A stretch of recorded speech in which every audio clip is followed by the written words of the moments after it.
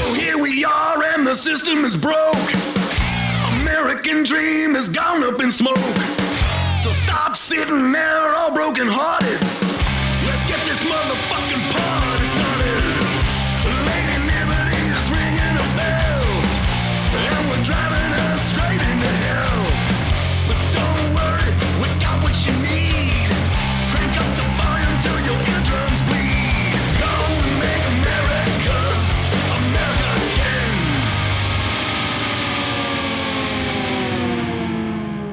Andrew will be joining us at some point. He's such a good dad and such a good husband, but he's ADHD as fuck. So like everything he will be doing is with good intent.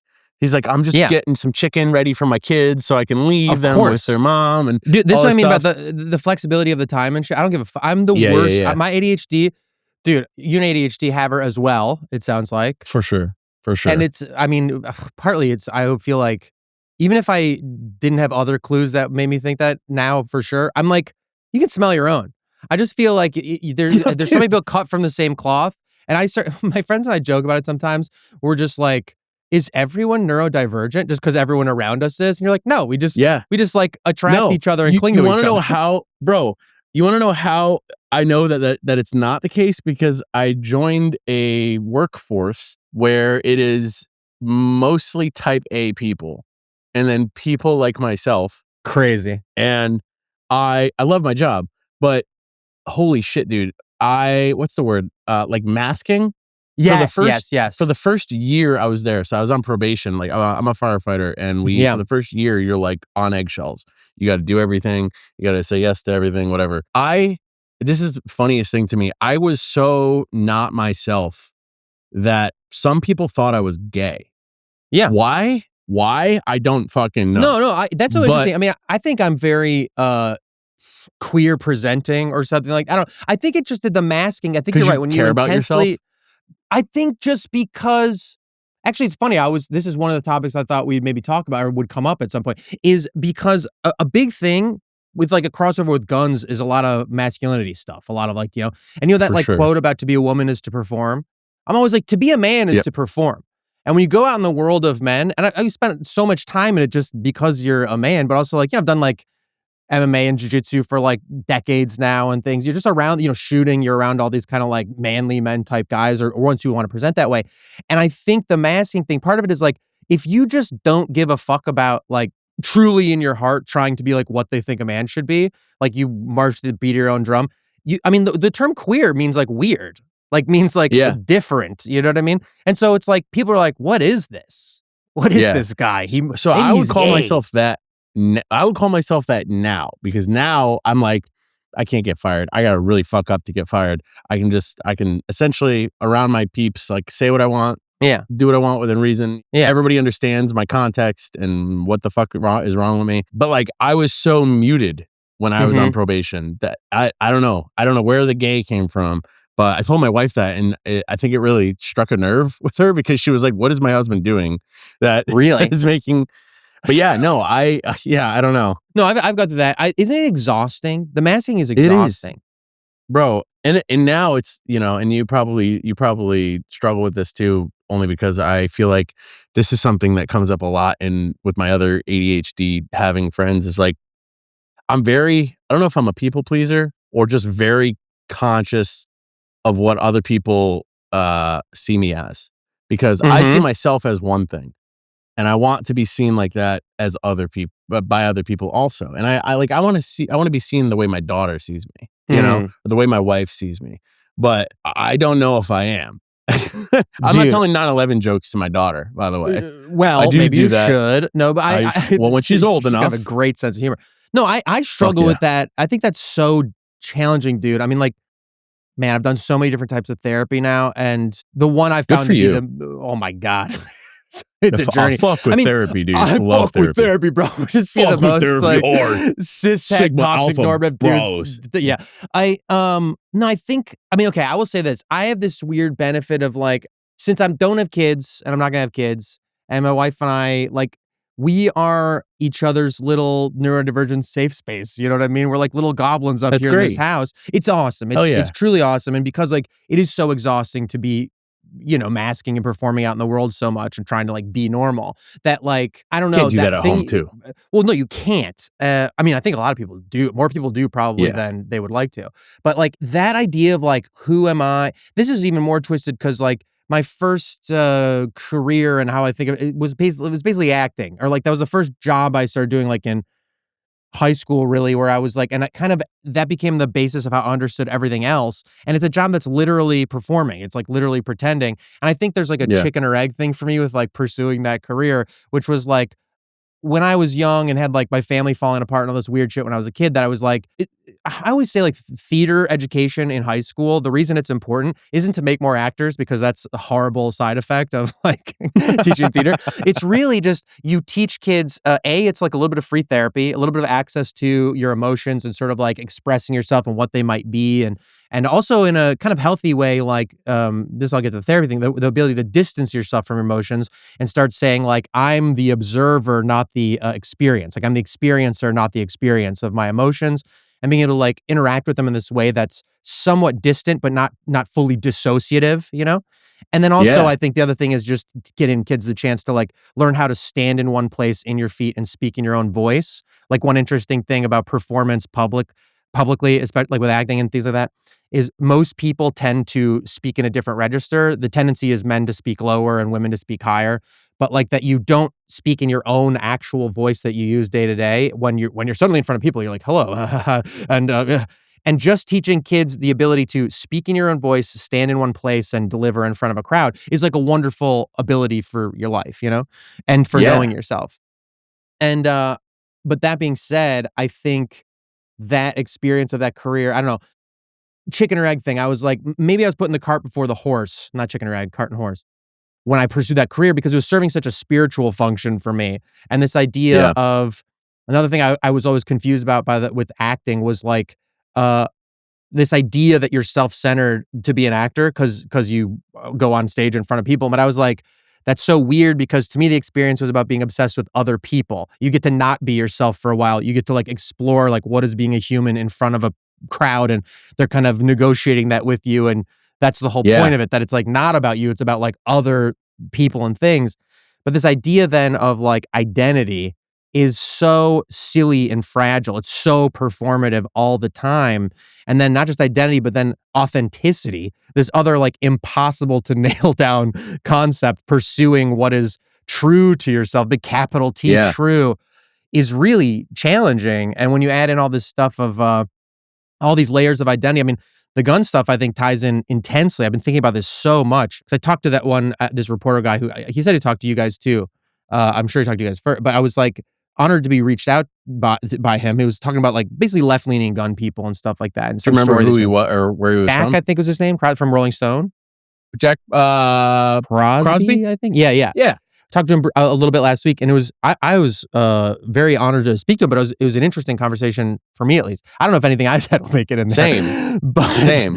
It was cool, and I was oh man, just all about like what you're doing too is so core to this stuff about like this sea change. I was so finding you guys. However long ago I did, was like, oh my god, it was such an oasis, dude. Like, likewise, I'm like, so I am in the process of not quite getting out of the game, but doing a transfer of ownership to some other folks. I'm still going to be involved, but in a different, hemisphere. That makes no sense. Like you said, you got a lot on your plate, dude. It's a ton. People have no idea how much work this shit is, It's time to not be the person, like I'm happy to be involved. It's just time to make it more of a group effort. Well, and I just to praise you for a moment before you go into that, just to talk about what you do, because I said this to him too. Please, yes. I think what you're doing is so fucking hard. Like I would never want to do. Like I struggle so much. I said this to him, and I've been saying this a lot. Talking about guns is so difficult because it's so hard to have an honest conversation about guns, about the conflicts that still live within you if you're an empathetic person, or just like a complex person. If you have a protective instinct, and the instinct you have about weaponry is on some level related to doing good with a bad thing, then you have to be conflicted about like what it is, getting past the part of just or doing good by doing a bad thing, which is like objectively killing someone is, right. could be considered a bad thing. I think in some cultures they could consider killing someone bad. Yeah, but killing to protect though, it's a whole moral. Yeah.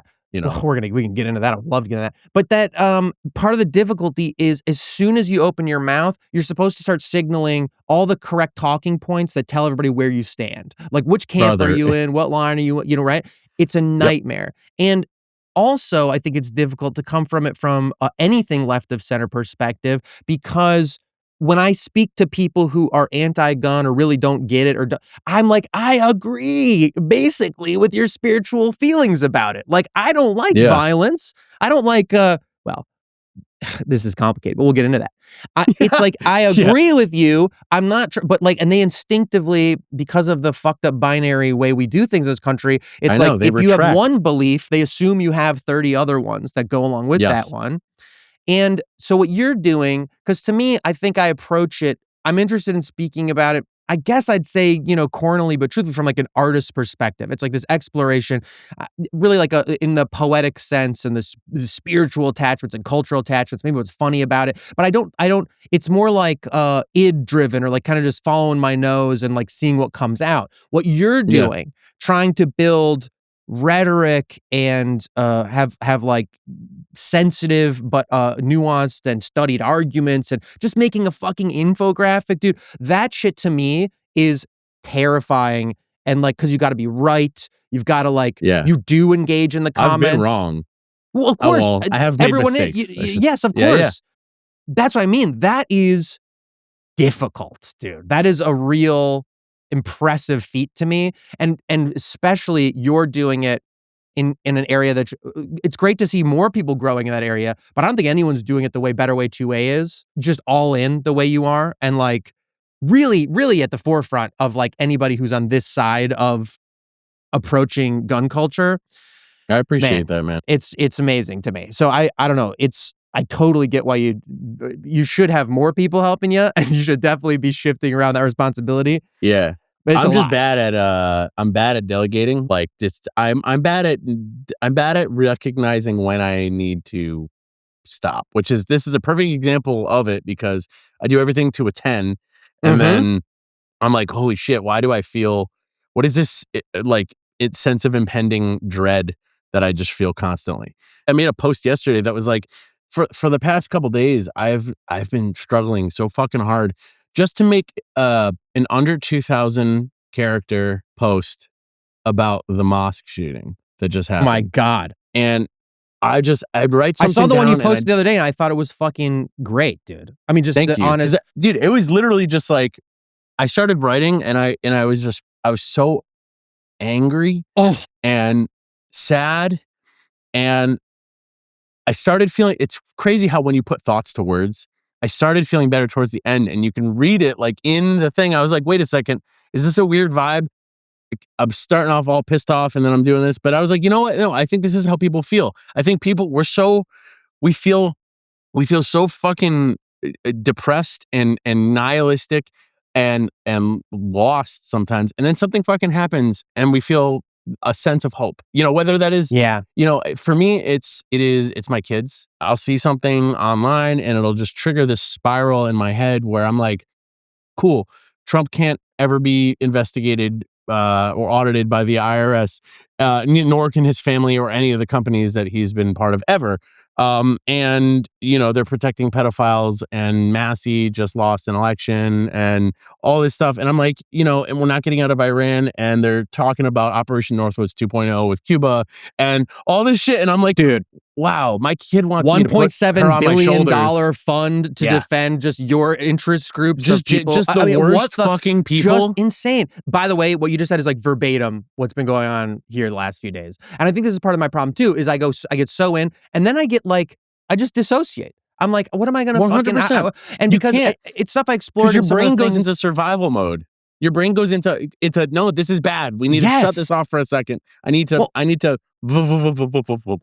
the ether. I think there's a lot of like, I mean, it is very expressed in some of the stuff I made that's like the more viral stuff in recent history that seems to resonate with people about like, why aren't I doing anything? What do I do? And it's like, what you said on your post is so fucking real, where I'm like, yeah, I think the conundrum is, well, I'm not gonna lone gunman maniac be some man of history, John Brown ass fucking blow myself up. Like, I have people I love. I have things I care about. I don't think that would even move the needle at this point. You're like there's all these layers of it, and you get just so stuck because you're like, how the fuck did we get here? Why the fuck did we get there? Yeah. Why are even the people on the good side? Why does everyone agree to this system? And then you go like, well, okay, we had a stupid ass thing, just a local government thing going on, like on our street, like this last year. And long story short is, I live in a very small little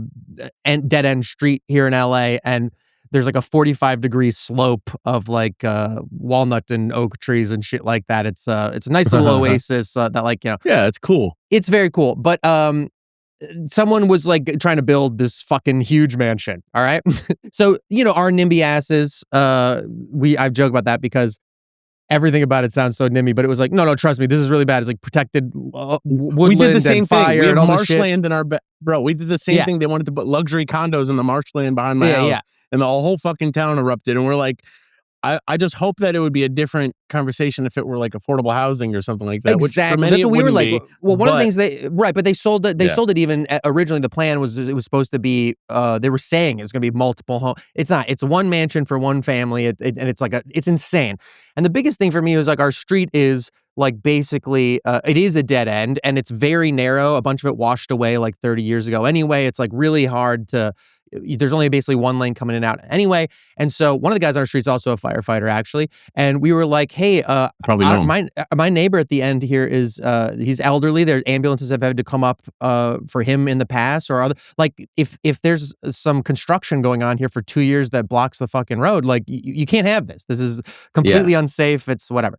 So we had this whole thing, but it was the beautiful part of it was we already know our neighbors really well. This is the first place I've lived in my life where like I have a sense of actual community, which relates to some of the gun culture stuff a little bit too. Well, I'll come back to that. But like, maybe we will. This is gonna be very ADHD. Two ADHD guys on Riverside where there's like a weird delay. I'm sorry to everybody listening and to you. But it was my first experience. Like the nice thing is we got a little coalition.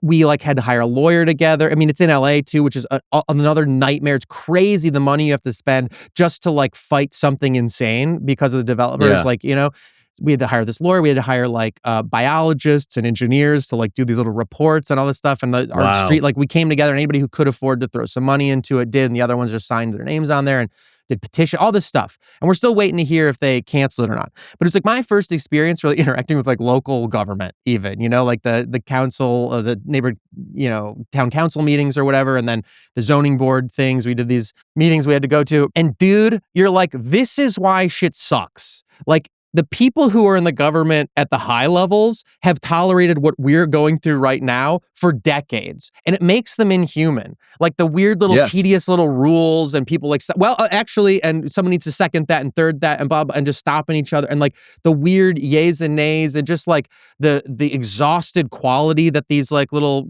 zoning board leaders have. Or, mean, it's just like, it's so inhuman already. It's such a weird machine that you're like, oh, only fucking nerds and losers are into this. Like, you know what I mean? Like you have to completely dehumanize and love bureaucracy. And then you got to do that for 30 years. And then it's like, of course they only listen to like weird, like lobbyists and the legacy people. And like, this is just the way it's done, because the whole thing is about this is the way it's done. It's not about like what's actually functional anymore. No, I was going to say the way you get ahead and the way you become a bigwig is by fucking gritting and bearing it for 30 years and becoming a career politician and wearing everybody else down. Yeah. And you're yes manning like crazy. And then maybe it seems like once in a while, some huge personality breaks through that has some kind of either Svengali quality or just some kind of like cult of personality insanity or I don't know. I tend to think like a lot of those people who have that kind of bureaucrat nerd quality, like who are used to like the hierarchy, they believe in the hierarchy, there's always a hierarchy. Once in a while you get people come in there who are psychopaths who don't have that, who like are like, oh, they're looking for me. And then those people are, very evident, very loud and present in our world these days, these dictator personalities. And then shit sucks. And like, who's going to stand up to them? Because the rest of them are so used to like the West Wing of it placating all. each other. Sorkin-esque world they think still exists. Anyway, so it's a nightmare. And we look at this and we look at like, dude, I've been saying this for a while, but like the American project is over. Like whatever we thought it was, or maybe I should say it's mask off. Like our perception of end of history stuff that we were born into as like millennials, basically, right? We're like, we're about the same age, I think, probably. Yeah, 36. Okay, I'm 40, so basically same. Oh, okay, yeah. And then it's just this like end of history, liberal capitalist hegemony, but like it's all incrementally getting better. Steven Pinker asks, like, it's the best time in history ever, actually, I think there's a little more nuance to that kind of, which ties into what we're talking about, actually, where you're like... Depending on the metric you're measuring. Depending on the metric you're measuring. And also, I think, I don't know, I think there's something very human and beautiful about the instinct to want to do something and then the choice not to. Dude, in Braveheart, when I was a kid, I always loved the line in Braveheart where the guy, the leprous father, he goes, of course you admire him. He goes, uncompromising men are easy to admire. Like then he's talking to Robert the Bruce. So he's trying to like explain he has to betray him. And you're like, yeah, uncompromising men are easy to admire. We all love John Brown. We do. But I love more than John Brown? My wife. And like my little dog. Yes. And my friends and shit. And so that I think is easy for people in comments online who aren't doing fucking anything either to be like, cowards, where's your, why aren't you taking up your arms the way you all say you're going to, Brother. And you're like, because, okay, I love the movie Sicario. I think it's a wonderful movie. My favorite thing about Sicario, the favorite thing that always sticks with me about Sicario, the two best expressions of it for me are the scene at the border where you have like these two trucks of like a dozen or so guys who are in the middle of vicious, violent warfare. And then 1,000 people around them are just doing their life, like having regular ass life. Or just the fact that there's like this suburbia that opens up the movie and one house is full of bodies and death. And then the rest of them are just like regular people living their life. And you go, and then also Josh Brolin, his character just like being in flip-flops and cargo shorts. And he's like the perfect expression of this like person who's like in his element. He loves the fact that he can like live in regular world and also do war. But that the idea that like war and violence is something that you can, in our realm, when it's not put upon you, when you're not like the third world or the wretched of the earth, kind of like it's been put upon you, when you're just us, you're like, why would I choose war world? That is awful and psychotic and horrible. Like what I want is to like live my life and enjoy peace and happiness. And if you found this little bit of respite in this world that's been created, which is so exhausting and punishing and imprisoning, it's like, that's like antithetical to the point of being alive. You know what I mean? Like this, dude. And furthermore, when I think about like the 2A aspect of it, I mean, I love that you guys are better way 2A, and I think it's so. I always say to people though, when I get into my personal thoughts about guns and spiels, is I'm like, first of all, I know we got to talk about the Second Amendment because it's our thing that we do in this country and our thing. But honestly, at the end of the day, I don't really give a fuck what a bunch of slave owners wrote about what freedoms I should or shouldn't have like a few hundred years ago. It's like it's just not what I predicate my rights on. You know what I mean? But that being said, I always think this too, in this country with that, people love the idea of these like patriot types who like fucking threw tea in the harbor or whatever. Dude, that's the Epstein class, those guys. They were like landowning rich dudes who were like, an extra tax? I'll fucking kill everyone. That is something I don't relate to in real life. You know what I mean? It is crazy, man, because like when you think about it, you think like it was, what's the quote that they say, only 3% of the people fought the Revolutionary War or something like that. When you look at it, 3%, and I haven't done the math on this, so don't take this seriously at all. The 3% with the means that they had back then could very well be the 1% of today. Yes. And I'm not saying that, we don't benefit from the framework that they set up back in the day, and as far as the rights go, despite I do their think best efforts, but yes. Yeah.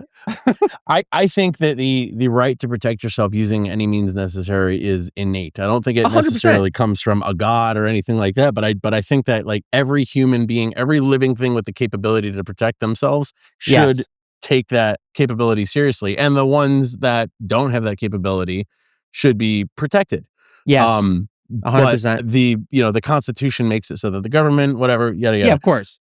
I mean, can I say something about the 3% thing really quick? Really about the 3% thing you said too? Go for it. Because that's ties into this thought I have a lot when I look at like historical context and stuff of just like not specific events, just being a person. That I'm like, one thing that I find, and this is the Steven Pinker apology aspect of this or whatever about is this the best time? Is I'm like, war throughout history is relatively few humans compared to humans on the earth that are doing it. Yeah, everyone's impacted by it, and even just spiritually we're impacted by it. When you look at like the numbers of like dead in World War II, like huge, horrible conflicts, you're like, that still is like a fraction of the world and regular people. You know what I'm saying? Of like people just living regular life.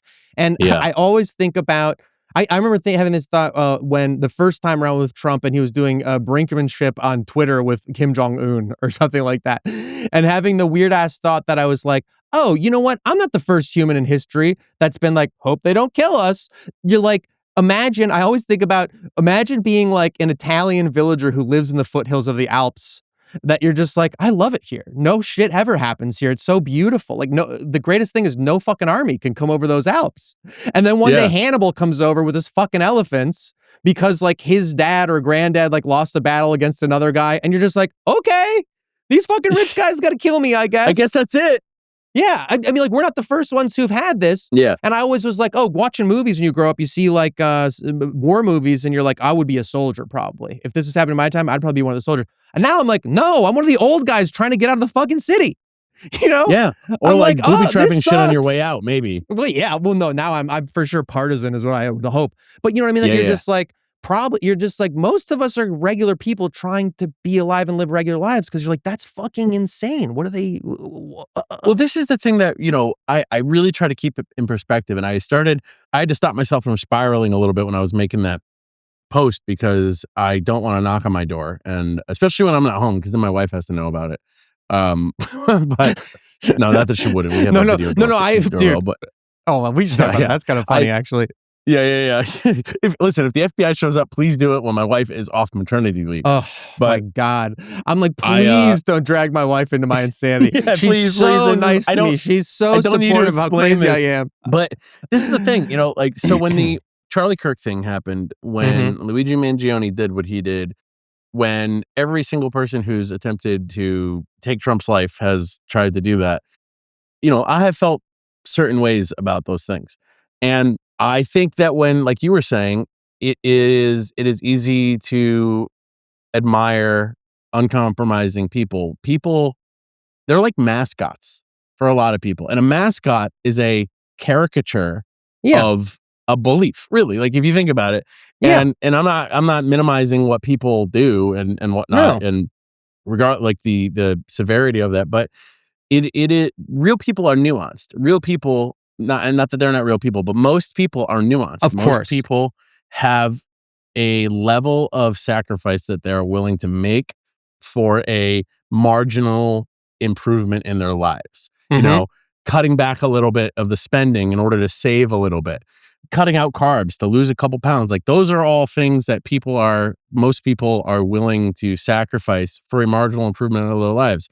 If you tell somebody, if you shoot so-and-so and succeed, it will have this effect. Even if you could tell time, like predict the future, the amount of people who would sign up to do that, I believe is relatively low. And because of the amount of sacrifice that has to be made. And when I took a break from social media after the Charlie Kirk thing, because it was this was an absolute, I made a totally not even milk toast, but I think very balanced take on the situation. I don't feel like I remember it. What was the nutshell? It was, I don't think I followed you yet, but I essentially was like, listen, I had friends of mine who were like, fucking, he deserved it, making memes and stuff like that. Right. I was like, listen, I'm not saying it's right or wrong, but when you spend the better part of a decade dehumanizing people, it is arrogant to think that nobody will ever try something. And 100%. It's why presidents give speeches behind bulletproof glass. And then when they don't, they get fucking shot at. Like it's just when you're a public figure and you're making very controversial statements, somebody's going to be rubbed the wrong way. And when I took a break from that. And can we just say, usually the people that are going to be rubbed the wrong way, it's usually because you're preaching something about love and acceptance is usually the people that get killed first before, like, I'm not saying Charlie Kirk was at all, but you know what I mean? No, it's weird that gets seized upon just because the personalities involved are like so prone to like look for an opportunity to retaliate versus like the historical reality of civil rights leaders and like that's who really gets fucking murdered for what they're saying. You know, the other people are for sure. Historically speaking, more likely to be ginning up false flags to use that to leverage themselves. It's less likely to be an actual fascist dictator, except for in the cases where it's like, what was it? Spain's first astronaut when they blew up the dictator. I don't know that one. I feel very stupid right now. I might be getting the country wrong too. I'm really bad at recalling facts. No, I'm not like that. So when it happened, I took a break from social media because it was the most viral post that I've ever made on social media. Within 24 hours, it had 300,000 shares. I was getting death threats. I was getting, somebody reported me to my work. I'm so lucky to have a union job where where I sat down with my chief and my chief was like, "Did you say this?" And I was like, "Listen, we have multiple people who give their time to write for a better way 2A. And even if that was me, like I wasn't making any threats. I wasn't, doing this or that." And he's like, "You have the right to free speech as long as you're not saying that I am a firefighter with so-and-so department and I believe this." Like that is... this is the official stance. Point is it affected my personal life. And so I took a break. I had people, followers of the page, who when I took down the post because it blew up the way that it did, and I didn't take it down because I didn't agree with what I said. I took it down to lower the temperature. Well, I had people who supported the page in my DMs saying, "Shame on you for backing down." Like they crazy. Had any idea of what I was dealing with. And I said to someone, I said, "I have people making threats and I have kids." And like, well, I can't risk my kid's life. And this person said, "Well, somebody has to do it." Right. I will never forget that. It's not going to be them. It's not going to be them, but somebody has to do it. And I just remember thinking like, I owe people nothing. Well, yeah, we have to always honor and observe the LARP in all of us, and like how that expresses itself, particularly in this rapidly growing but still sort of nascent realm of left gun types, who's like the LARP is arguably stronger, well, as strong, but just like new, you know what I mean? So it's like easy to say things like that to people. One thing I think is interesting is on the fasci side of things, they're for a long time now utilize the mask, like they hide their identities constantly with what they do because they know what they're doing is wrong and that they'll be targeted righteously for it, I think. But also just practically, I think on the left side of things, which tends to be, I think, more human-centered and about the truth and things like that, there's this instinct that like, I'm standing up for my beliefs. I'm going to say what I think and believe, but it is going to have these consequences that I agree. I'm like, especially in the gun world and stuff like that, where so much of like if you get into CCW and things like that, a huge part of that is avoiding conflict more intensely than you ever have. That like the point is this violence is bad. I mean, I've done martial arts like my whole fucking life. I'm black belt in jitsu and stuff like that. And more you do any of that shit, the more you're like, I never want to be involved in any kind of conflict ever. It's like all the surrounding, because that shit's LARP. I always feel like a lot of dudes who like get in fights out in they're not fighters. Any fighter I know like doesn't really get in fights except for the rare occasion where some like righteous sort of self-defense-y or defense of others things exist. Yeah. But like, because any injury I've ever gotten is never like a move. It's like a freak accident. And you're like, the risk reward of violence is always a bad bet pretty much, unless you really have no other fucking out. It's like, just who cares? And I think like a lot of fights, especially between men, come from unanswered questions, toxic masculinity stuff. At the end of the day, performance, LARPing. You know what I mean? Where like one guy's like scared of who he is, or has like sort of performance that he has to put on because you bumped into him, or he's just in a bad mood, doesn't know how to deal with his feelings, whatever. You're the target that is, come upon to take it out on. And you see it in young guys, especially. One of them like puffs out his chest. It's like fucking bulls. And the other one goes like, well, oh yeah, well, I and they both like don't know like who turkeys. They are. Yeah, and exactly you ever like see turkeys fight each other? Yeah, they make out while they do it. I made a whole song about it. Bro, actually. They're the dumbest animals I've ever seen. And it's literally how men act in conflict. Yes. And you see this elevation of the energy, this like increase until the chemical reaction has to resolve itself, and maybe somebody throws a punch or two or whatever, and then it's over. They fight or fuck. 100%. And God, the line is so blurry a lot of the time. It's so blurry. As a jiu-jitsu guy, we're all about that intimacy, No, dude, but I feel rolled for like a year, and it was the best. I got to get back to it, but I have the least amount of time in my life now. No, totally. I can't imagine how. It's such a humbling thing, and exactly like what you said. Yes. When you fight with someone who makes you feel like a squishy bag of meat, the squishy bag of meat that you are, you want to avoid. I never want to fight somebody in public. Right? No, never. I mean, because like one thing you learn very quickly if you've done any kind of actual training, especially if you get to go with anybody who's a pro, like, and you go, oh, first of all, different species. All right, that's fine. Yeah. Like some people are just like different. I've been doing jiu-jitsu probably like 20 years now, and other martial arts as well, like MMA stuff and Muay Thai and all this shit. And I'm 40 and I got a banged up body, and I've known for a long time I'm just not that species. I like to do it, I keep it going. But like fighters, athletes, you're like, holy fuck. And not just that, you don't know who they are.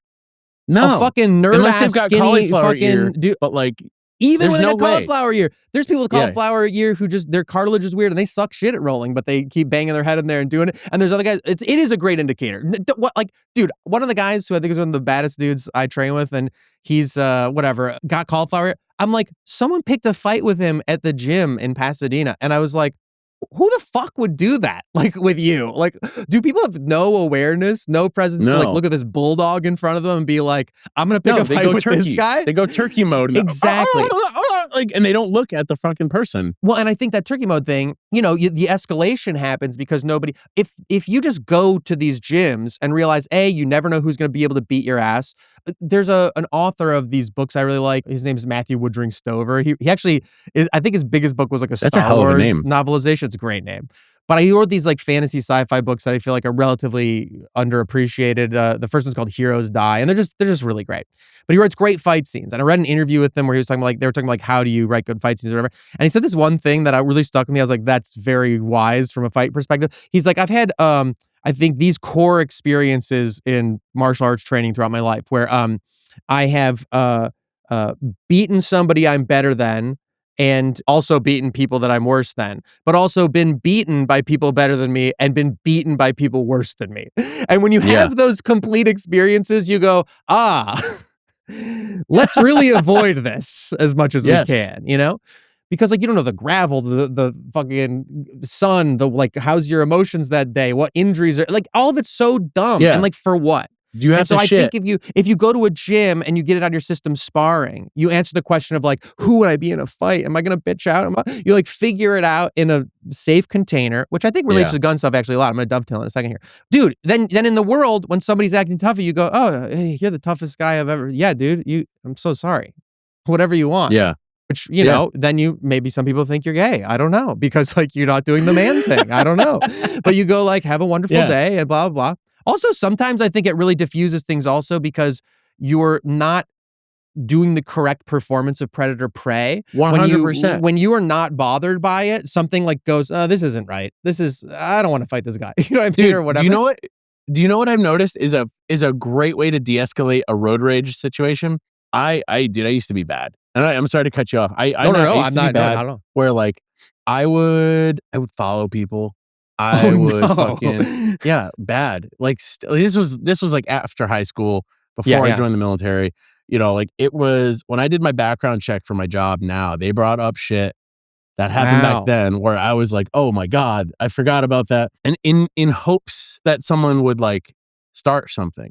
And I didn't carry at the time. I was not a gun owner. And it's funny, you become a gun owner and that shit fucking stops. Yeah, totally. But I would flip people off, like, which is oh my God, that gets me now.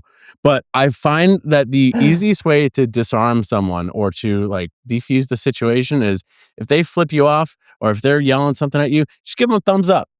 Like, give them a thumbs up and a smile. Like, thanks. Yeah. Hey, good. You know, good, bud. Dude, being nice feels like better than fuck you. Or I don't know. Or apologizing. Actually, yes. Take a second to like, hey, even if you fucked up, I'm sorry. I almost lost it on a dude on my motorcycle because the dude cut me off. I almost got pushed into the center median of a highway.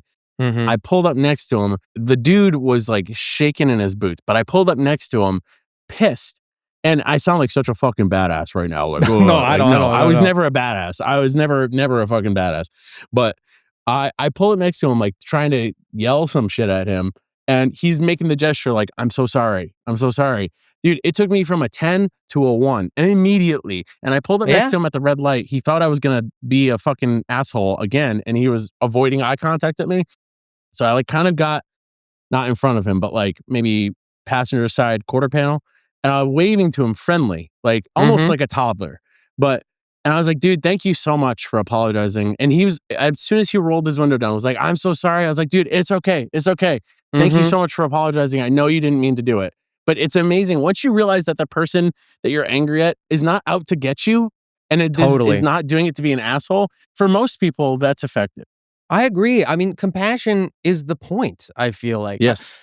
Yes. The biggest gift for me of hard training martial arts, like, and I think that is important to stress. Like, it has to be something. I think jiu-jitsu in particular, I used to have it had this universal effect, and now I know that not to be true. But that the submission practice in particular, because it forces you to genuinely submit, not go like, oh, well, if it was in the street or real life, or if we were going full contact, or well, I would have got you here. You know, if you're like, no, like you said, please stop before I die, before I get crippled. You know, it has this really deeply humbling effect, and I think it gets something out of your system because you're the hammer and the nail. The biggest thing to me, I feel like that I've gotten from that is. And I think the reason I kept coming back to it, because there'd be years off in those 20 years that like I didn't train before, you know, coming back to the mats. And oh, what a coincidence. It always seemed to coincide with like mental health getting really bad. It would be like reach a point where I was like, oh, and I'm back on the mats again. How'd this happen? And you know, eventually put together. You'd go back when you got bad? Yeah, when I got bad, I'd be back at the mats. You know, if you'd be back training again. And you eventually would put together like, oh, what a functional metaphor for my mental health crises when someone's like, you know, especially if you're in a gi and you're just like sweaty and it's up over your head a little bit and the choke is starting to close in and it's just the most claustrophobic, horrible thing. And you can't fucking, you know, you're going to get killed now by somebody. And you're like inside, eventually you learn to go, well, there's an escape. And yeah, I've only got like a few seconds and my carotids are closing, but let's try to get that hand. Let's try to get the hand. And just the ability to have cognition under like this body freak out. I think that's really what you are doing. Is the real gift, hopefully, is that you maintain the ability to think under emotional duress and intense adrenaline response. That's it. I took a stunt driving course one time, which was a blast. And it was the first time I learned to like, it's so sick. I mean, did you LA, dude? There's is it the cool one shit. in like Oregon or no? He's out here. Oh my god! It's this guy Ryan Sturz runs it, who actually was my stunt double on a very small movie a long time ago, and then coincidentally was teaching this course years later. It's like, hey man, because he's mainly a driver. He's so sick. Yeah. I follow a couple of those guys, and I tell my wife, if you ever want to get me something like, and you want to spend a lot of money doing it, and we have the money to drop, if you want to drop $3,800 on me on a weekend, I'd rather that than a thing. Spending 2-3 days just like whipping around Crown Vics and busting tires. Yes. It's fucking I feel awesome. like I follow this dude or something. You probably do. It's called like Stunt Driving Clinic or something. But Ryan Sturz is definitely the guy. STURZ. He's fucking awesome. But in the class, one of the things that really struck me that felt related to this was the first time you're like learning to power slide. It's like, fuck, turn the wheel, quarter turn, slide. Oh my God, this is all happening. Oh my God. And then after a few runs, they're like, okay, so now that you know, it's like 3 full seconds. It's like 1,000, 2, 1,000, 3, 1,000 is like the kind of patience you have with like little, crook of the wheel as the thing turns and you move with the car and you feel it. And then you realize, oh, the time hasn't changed. I think that's the same thing with shooting, actually, as my shooting modalities and training. Like, because, dude, if I'm hoping anytime I make content now, I'm hoping to help hack people through the first several years of bullshittery that a lot of people will get through when they're trying to learn to shoot. And that a lot of us, because shooting is plagued so much by institutional thinking for a lot of reasons that make sense. Like a lot of the people coming to the training space tend, or for a while at least, came from like police and military backgrounds, and modalities in those worlds are very hard to change quickly because there's all this institutional reasoning, a lot of like litigious reasons, like you have to do what we trained you to do and teach what we trained, because if there is a shooting, it has to like adhere to the standards that we've done. So you can't like develop quickly along with it. And that stuff moves slow and bureaucracy and whatever. And then I also think the attitudes of hierarchy that come from, I wasn't in the military or anything like that, but from observing like those organizations, it's a lot of like, do what you're fucking told, don't ask the question, blah, blah, blah. That there's like a very rigid mindset that comes into shooting education that keeps it stuck for longer than maybe it should. And also, I would say, a not questioning aspect to it that is like impounded into, and probably is exacerbated by the fact that the consequences are so dire even in practice. It's a fucking gun that can kill somebody if you do something wrong with it. So that being said, I have found it took me several years to come to sport style shooting as training, like practical methods of shooting. And I was like, wow, this is exactly parallel to unarmed or weapon, like more traditional martial arts worlds, where what a weird realization to come to, that like the people who are like really street and reality self-defense, like basically like the tactical guys, tend to not be able to fight even fractionally as well as the sport guys, the guys who do fucking boxing, kickboxing, judo, wrestling, jiu-jitsu, whatever, because they're training alive and competitively, and there's athleticism involved, and there's an objective, there's like actual pressure testing that goes on constantly. And so those guys get better at fighting. And the idea that you're going to have these like tactical gimmicks, like, oh, you can't armbar me, I'm going to poke you in the fucking eye or something like that. You're like, do you think we can't figure out how to poke people in the eye just from a dominant position? If you can't land a jab on someone's chin, what makes you think you're going to be able to poke him in the eyes? You know what I mean? Like, there's all these aspects to it that's like, we learn to train in a way that is safe to consistently train with your partners. And then it's not hard to add a level of violence or something like that for people who are actually trained in the mechanics of it. And so shooting, it becomes the same thing. Like practical shooting is like, go fast and be accurate. And what do we do to do that, instead of like click banging and, like slow down and get your hit sunny and shit like that. This is one of the best things that I have had hammered home into my consciousness by groups like Yellow Peril Tactical, who I love these guys. Or they, I don't know who's doing it. It's a couple of people, but John specifically will shame me constantly when he sees any picture of me shooting or a video of me shooting, because I don't do it the right way, and I don't do it frequently enough to get better at it when it matters. I'm shooting accurately, and I'm okay. I'm just sure. I wouldn't teach someone to shoot the way that I shoot, because I could do better. And I should be doing better, which is why like you'll very rarely see pictures of me in marketing materials, like on A Better Way 2A. Sometimes if I think it's cool, but one of the biggest things that they say is like, once you get the fundamentals down, go faster. Like go faster until you start missing, and then work on the fundamentals again, and then figure out why you're missing, and then go faster. And then get a shot timer and time yourself and go faster, because that is what matters when you need it. And yes, it is very sport oriented. When when the shot timer goes off, the round starts, you have to shoot as many targets, the targets that are available and presented as fast as you can, and beat the next person. But in real life, there's no shot timer. There's no shot timer, but you're still on the clock. And 100%. Those are the kind of things where I've seen so many of these videos, from active self-protection and whatnot, where people just don't train for real life, and they end up getting got.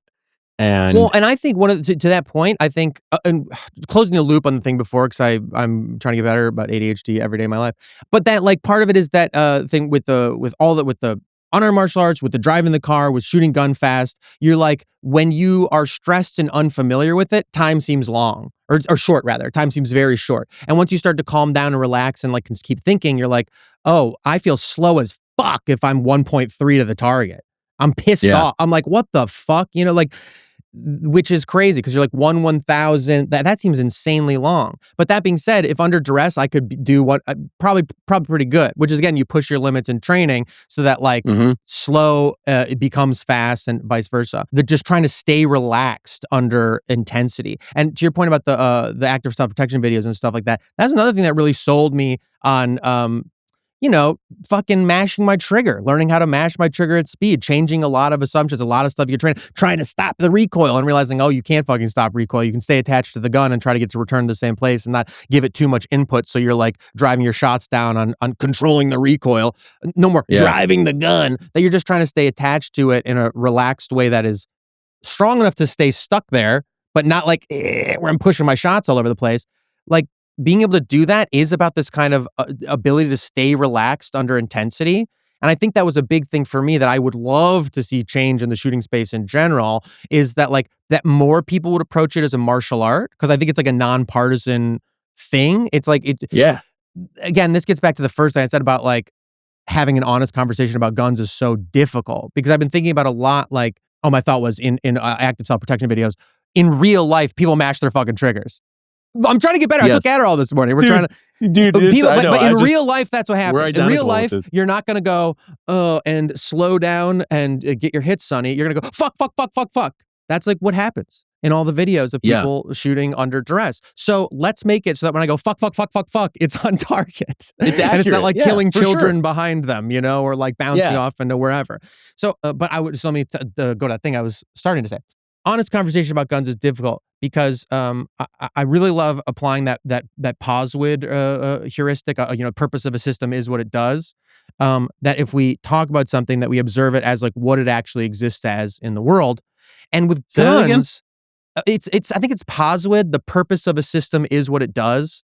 So a good example would be like let's talk about assault weapon bans. I think you're in a ban state too, right, or something like that.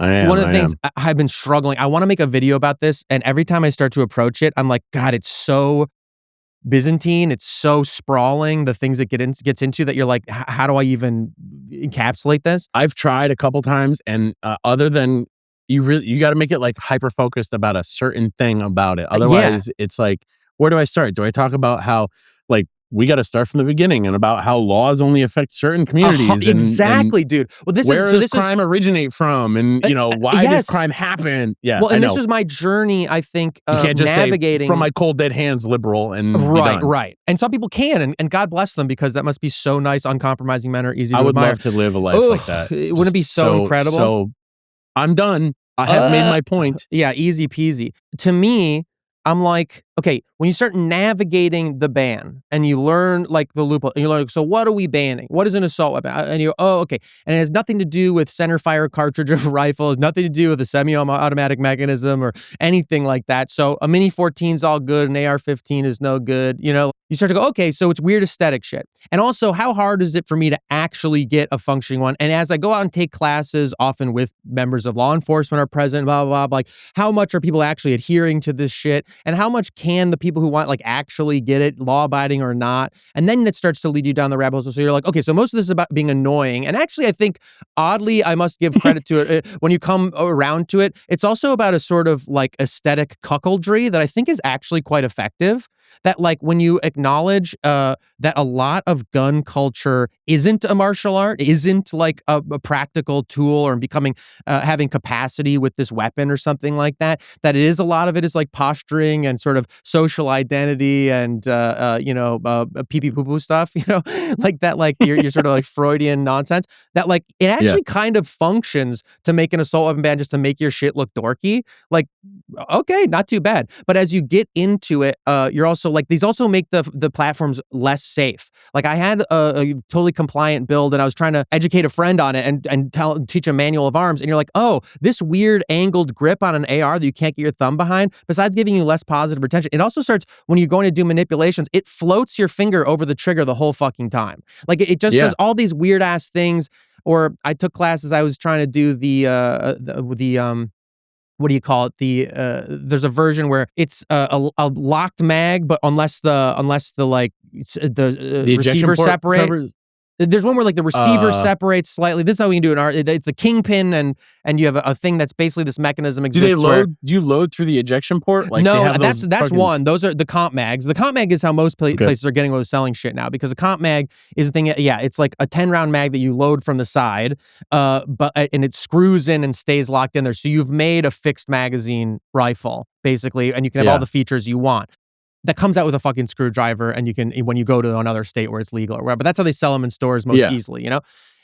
But there's a version basically where you get this little button that separates your upper and lower receiver fractionally, and you press it so it does it, because if the upper and lower receiver are separated, then that's like you've disassembled your rifle to remove your magazine. And so there's like this weird ass mechanism that people, I don't know, they have in California. It's like, you have this little kingpin that goes in where the rear retention pin is, you know, of the lower and upper receiver, and it's got a little spring on it. And when you want to change your magazine, you can't move it unless the receiver is separate, because you change out the mag release with something else. And so you press this little thing, and they fractionally separate, and then the mag will come out, and you can put a new one in, and then you kind of snap it all together to like finish and get back up shooting. But like, the result is obviously malfunction inducing. Some of them work pretty fucking well, but it's like I went to a night shooting sort of, it wasn't even like a course really. It was like sort of like a thing you signed up for to shoot at night, you know?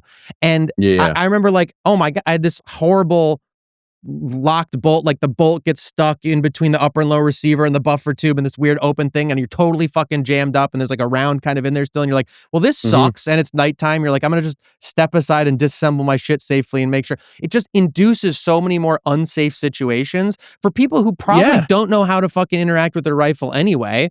By the way, I recommend to people the path I feel I took, where I was like, when I really started to get into it, I was like, I want to be as competent with this as I can. I did an 80% receiver thing back when it was like legal, but I did it all legal. I, got a fucking serial number from the DOJ and did the whole thing. But I was like, the first time I had, catastrophic malfunctions, I like knew what was going on with my rifle, and what a like nice experience that is to be able to, because you know how it all fucking works.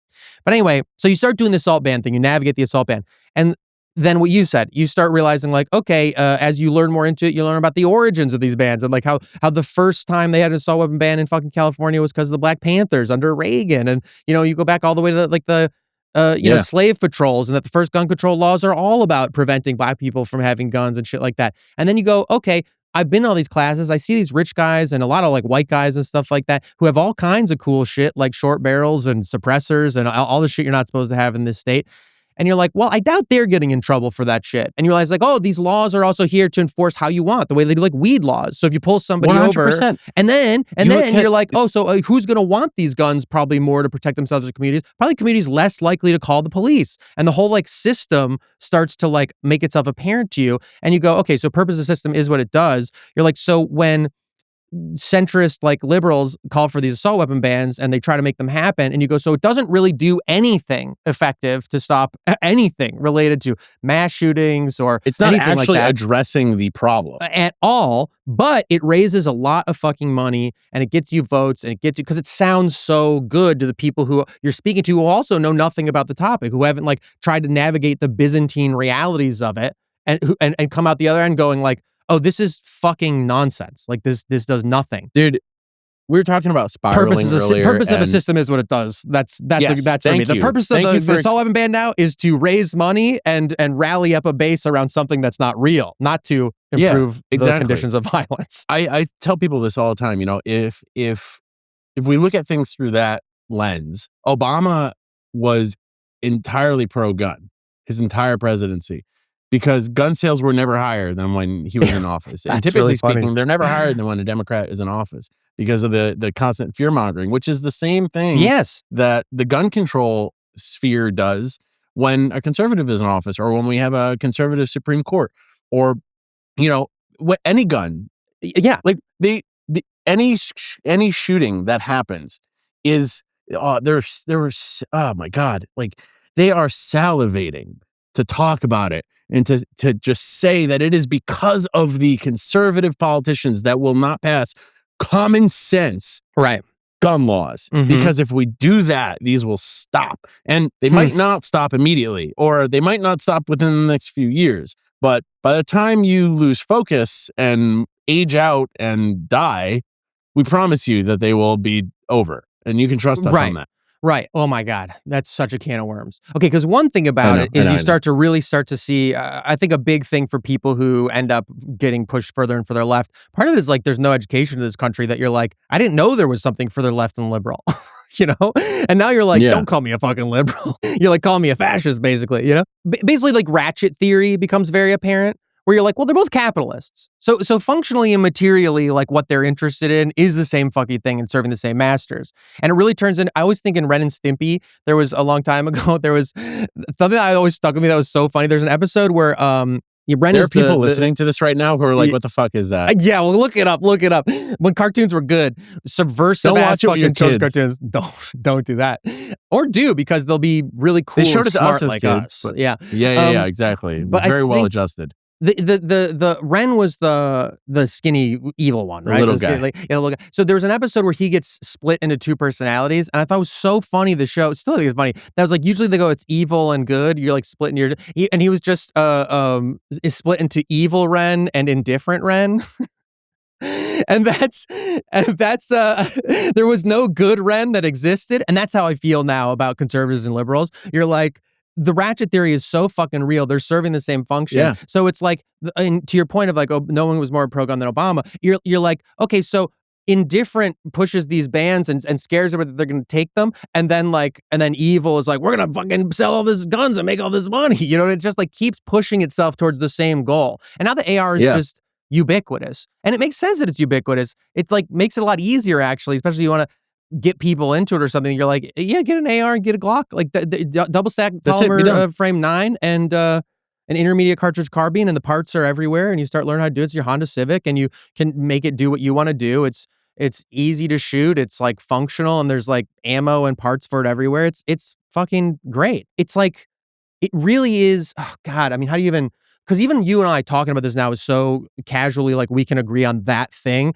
The culture, I think this is another big thing for me, that as I started getting more into like actual shooting, practical shooting, ruining my algorithms on YouTube and stuff like that with this like world, is you're just like, people who are outside of that bubble, who don't grow up in a place where guns are normal, or who don't like enter a culture where guns are normal, and especially as a tool of like training, like as this is like a means to some other end or something like that, like some functional capacity. You're like, you just live in a bubble where all the things we're talking about make no sense. You still are on the hand of like, why would anybody want something like that? The funniest thing to me is like, they'll report like they pulled somebody over who had 200 rounds of ammunition, and you're like, 200 rounds of ammunition? Like, or they were on the way to this is a light day at the range, I guess. You know, like what are we talking about here? They brought one gun. They were only going to be there for a half hour.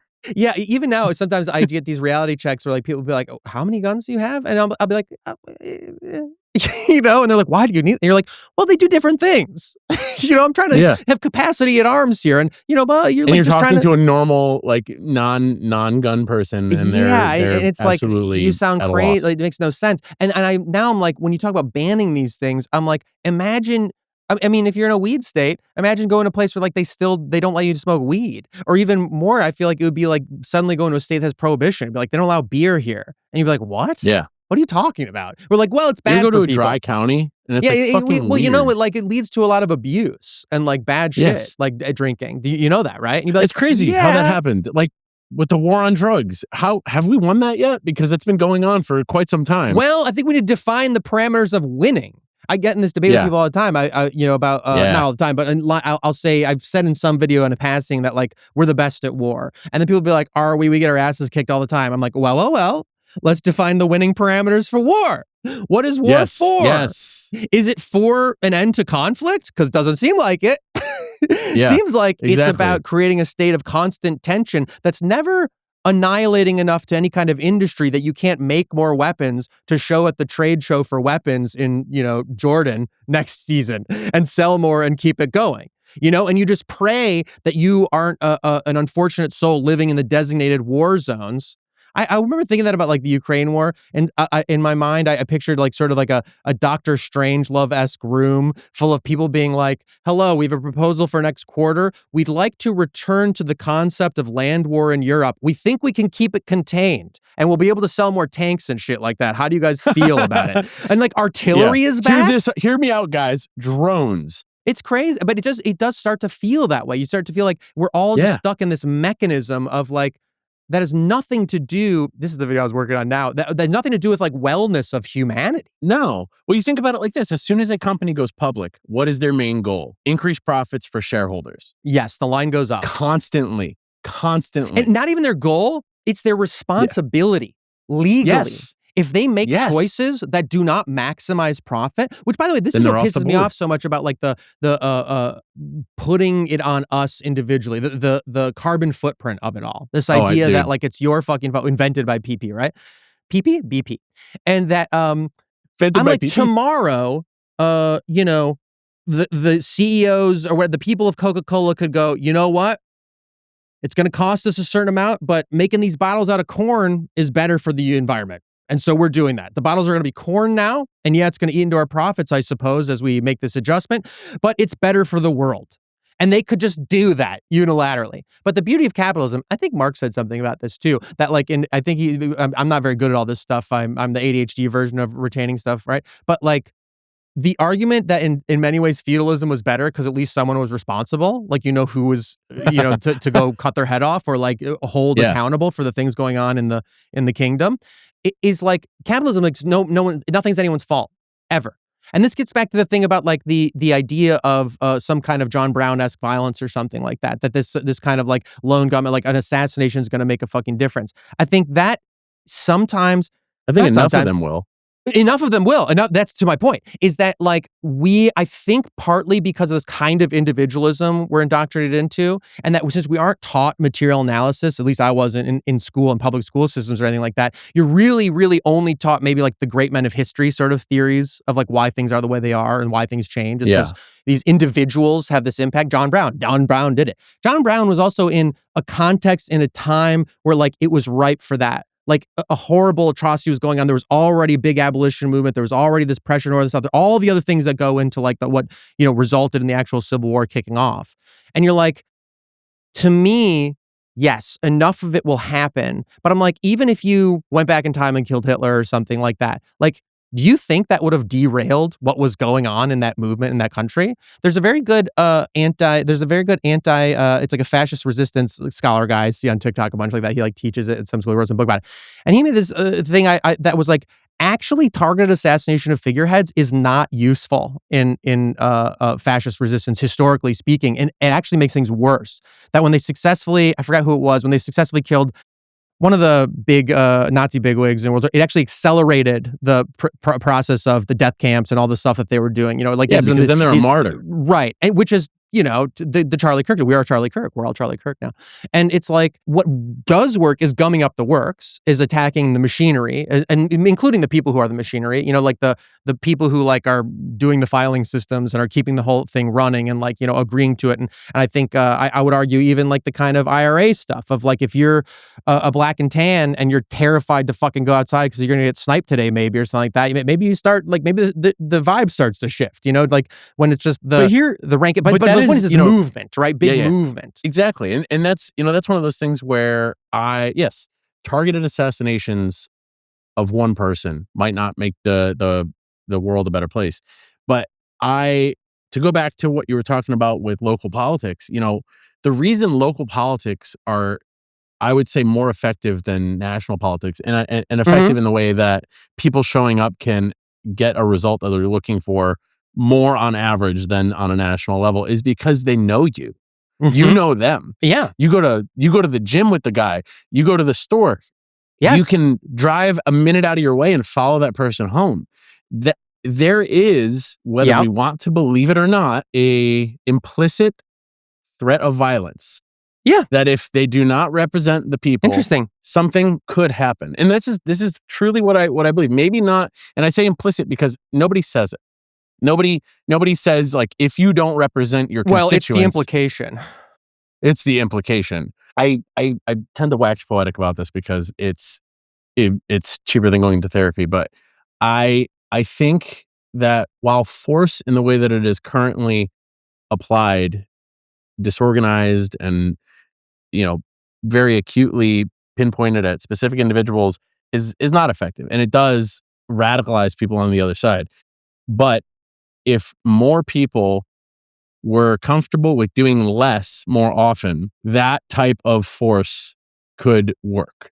And yes, like you said, affecting the cogs, not the people. Yes. If you have a development going up in your neighborhood that is going to demolish protected land, and these out-of-state attorneys are fighting tooth and nail, getting paid a shit ton of money to rezone that area to make it so that they could put a massive condo complex on it or luxury homes instead of being, a suburb or whatever, or make it more affordable for the people who already live there. You don't necessarily have to go over and hurt a person. And I would never advocate for that. Of course not. On the internet. But machines cost money, and you can't do work without machines. And the social cost of damaging a machine is far less than killing someone or hurting someone. And I think if people saw the payout of little inconveniences spread out over a large area more often, you'd see more, what's the word I'm looking for? Like civil disobedience. Yes. Not quite like, oh my God, that guy did a crime, but civil disobedience. And that, like, no, we're not going to, who do you think we are? We're not going to let you do this thing. Like, we're like, dude, what do you mean? Yes. To me, what you're saying is absolutely right. I'm a jester at the end of the day. I'm a fool. And I think there's a lot of like spiritual elements of the archetype of the jester that are very important to what we're talking about. And a big one is like, most people got to kill the cop in their head. Like that, like we figured on the left a way to create our own Catholicism, our own little like guy watching you be bad or whatever all the time. And I think there's aspects of like wokeness gone crazy, kind of like Puritan culture that is part of this. But more than that is the kind of indoctrination into obeying the rules and the laws all the fucking time. Like even when people aren't watching and even when they're not good, just because you're supposed to, and that makes you like a good person. And I think I feel like an instinctive rebelliousness or anti-authoritarian sort of energy my whole life. And sometimes it's just being contrary. Sometimes it's just ADHD stuff. I don't know, but it feels like it's important. But it was really also, when the Roe v. Wade stuff got like overturned and fucked up by the Supreme Court, was probably like, I noticed like physically in myself, if there were any vestiges of a belief, like on some spiritual level, agreeing with like the idea of these laws and lands. And I was spiritually agree to like keeping this thing going because of like what it stands for. I was like, well, that's all fucking gone. Like they don't give a shit about rights of people or anything like that anymore. And then you go, okay, so laws and rules and whatever, these kinds of things, like I, from here on out, will respect them in terms of the realities of combat, the realities of the structures of power. Like, yes, they have all these people and they have the capacity. If I get in a bad situation, like you got to deal with the realities of how many guys with guns in the system that imprison you and all these kinds of things. But no longer will I have the moral pain, the spiritual pain of doing bad things against the rules because they're nonsense rules, because they're not righteous in any kind of way. Yes. And disobedience, dude, is something you have to practice. Like freedom is something you have to practice in your heart. That 100%. Do you break the rules regularly one way or another just because you got to get used to breaking bad rules? How are you going to break it's a little thing rules? that I do? Yeah. It's like exposure therapy. I take a left turn on red lights when there is nobody around. Dude, I fucking love that. Yes. If I'm at an intersection, and I'm not talking people, please do not take this as me saying just cut off the person. Oh my God. I have so many intersections in my neighborhood, in my town, in my state, where you can see fucking hundreds of yards. Yes. And you can tell nobody's coming. Why am I going to wait at this imaginary light that serves to exist? It exists to serve a purpose, right. But its purpose is not it serves no purpose in this moment. There's no clear and present purpose for this life. Like, no. Go through it. I'm so pro-social. I love community. The law is there to protect each other and take care of each other. Makes sense. I love that we have traffic lights for that reason. If I can go like this, and there's no one fucking He's looking there. It's like, left and right, everybody. You know? Yeah, sorry. I was looking. Thank you for the... I did my thing. I teach my 3-year-old that. Okay, so it's fine then. It's the rule itself is not the thing that is good or bad. It is the effect of protecting each other that is good or bad. The application of that rule. Right. In the context in which it is applied. Yes. Damn, that's some good shit. But yeah, I think you need to practice. The thing to me that I also, to take from what you're saying about the like local politics thing, I think that is huge, and a thing that I don't know. I think people online and maybe even people in real life, depending on their communities and how extreme they are and how like-minded they are with everybody they interact with all the time. I think community trumps ideology a lot of the time. What I mean by that is like where I train, where I do combat sports, I do jiu-jitsu and stuff like that. They got a contract with the cops of that city. I train with cops all the time who I trust implicitly, who they don't hurt me, I don't hurt them. And they're people who have like offered to show up for me in ways that like nobody else in my life who's like liberal, normal types or left have offered to show up, And I see some of the posts and stuff. I think we'd really get into it if we were only our online personalities. But we're not. We're not only our online personalities. Our only online personalities are making us fucking insane. And I think this is part of the weird ironies and the strangeness of interpersonal violence and proficiency at it, and our sort of thoughts about like the efficacy of violence and carrying a gun or using or any of this stuff. It's like, I think my preoccupation with violence started a long time ago when I was a kid, when I realized like I just had this terror of the idea that all the interesting thoughts you have, like imaginations and dreams and like little jokes and like possibilities, could all go away because some dumb idiot having a bad day was better at blunt force trauma than you, And then I think the majority of interpersonal violence in my mind is a big fucking misunderstanding. Like it's an explosion of chemical reactions of like bad, happenings that led to some horrible event. And that in an ideal world, the goal is to get through it with as few people injured as possible. And so if you can get through it, like I love the jiu-jitsu aspect of like certain altercations I've been in, I didn't even think I was in a fight. You were just like, whoa, drunk guy. You put him on the ground. You go, you don't like realize you're even having a thing. And then if it gets to like a lethal point, hopefully the guy causing it dies and nobody else. Like, you know what I mean? Like the idea is to get through it so we can all go, whoa, what happened here? So in that microcosm of like, what is your instinct around defending yourself and others? Do I go like, I ideologically disagree with this person right next to me, or I don't know what their politics are, so like I don't try to stop the crazy guy with a knife or the guy that, you know what I mean? You're like, no, the interpersonal thing is like we try to maintain this sense of compassion and love and care that we have for all human beings who are around us all the time. And in the local politics of it all, I mean, I really think that like the community trumps ideology tends to be true. Like I hold as a core belief that like 99% of us are the same with the same values. 100%. I always go to my favorite, my list is basically, we all love eating yummy things, laughing with each other, ideally with people we love, and safety. And that's all that most people want ever.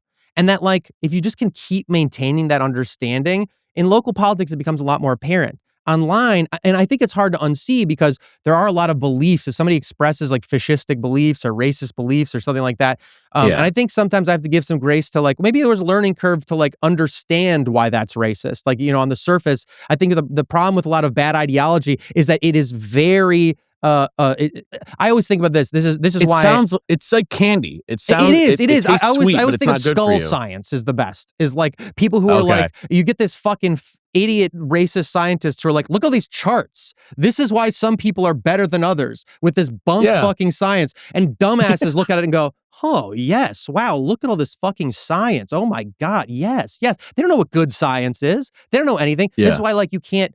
This is why the don't platform fascist thing I think is like a good point. And again, why the like evil and indifferent Ren thing about our system of ratchet, whatever, is like, well, we'll put it in the marketplace of ideas. No, good ideas don't win in the marketplace of ideas all the time. We know that to be true. We have to like have some kind of guardrails. Anyway, this is a push-pull for me, obviously, because like freedom of expression, whatever. No, I feel the same way. Listen, we just had Ammon Bundy on the podcast and it was super controversial for a lot of people.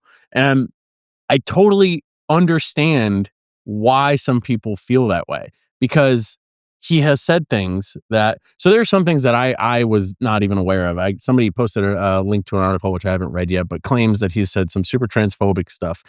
And probably, I don't, yeah, I mean, that's a very likely possibility. I don't know. But to your point about how community trumps politics, we were talking about this, I forget where, but we were talking about this, how you can vote more loosely in local politics because the ramifications are more acute. Like you're not going to have an APAC funded town councilman, who is going to like abolish your town's ability to your townspeople's ability to seek abortions or whatever. You can vote for a conservative at the town level without fear that they are going to ban trans people from like going to the doctor in your town. It's there, and vice versa. You can vote liberal without the fear that they are going to ban guns, and which actually is a thing that some people have done. But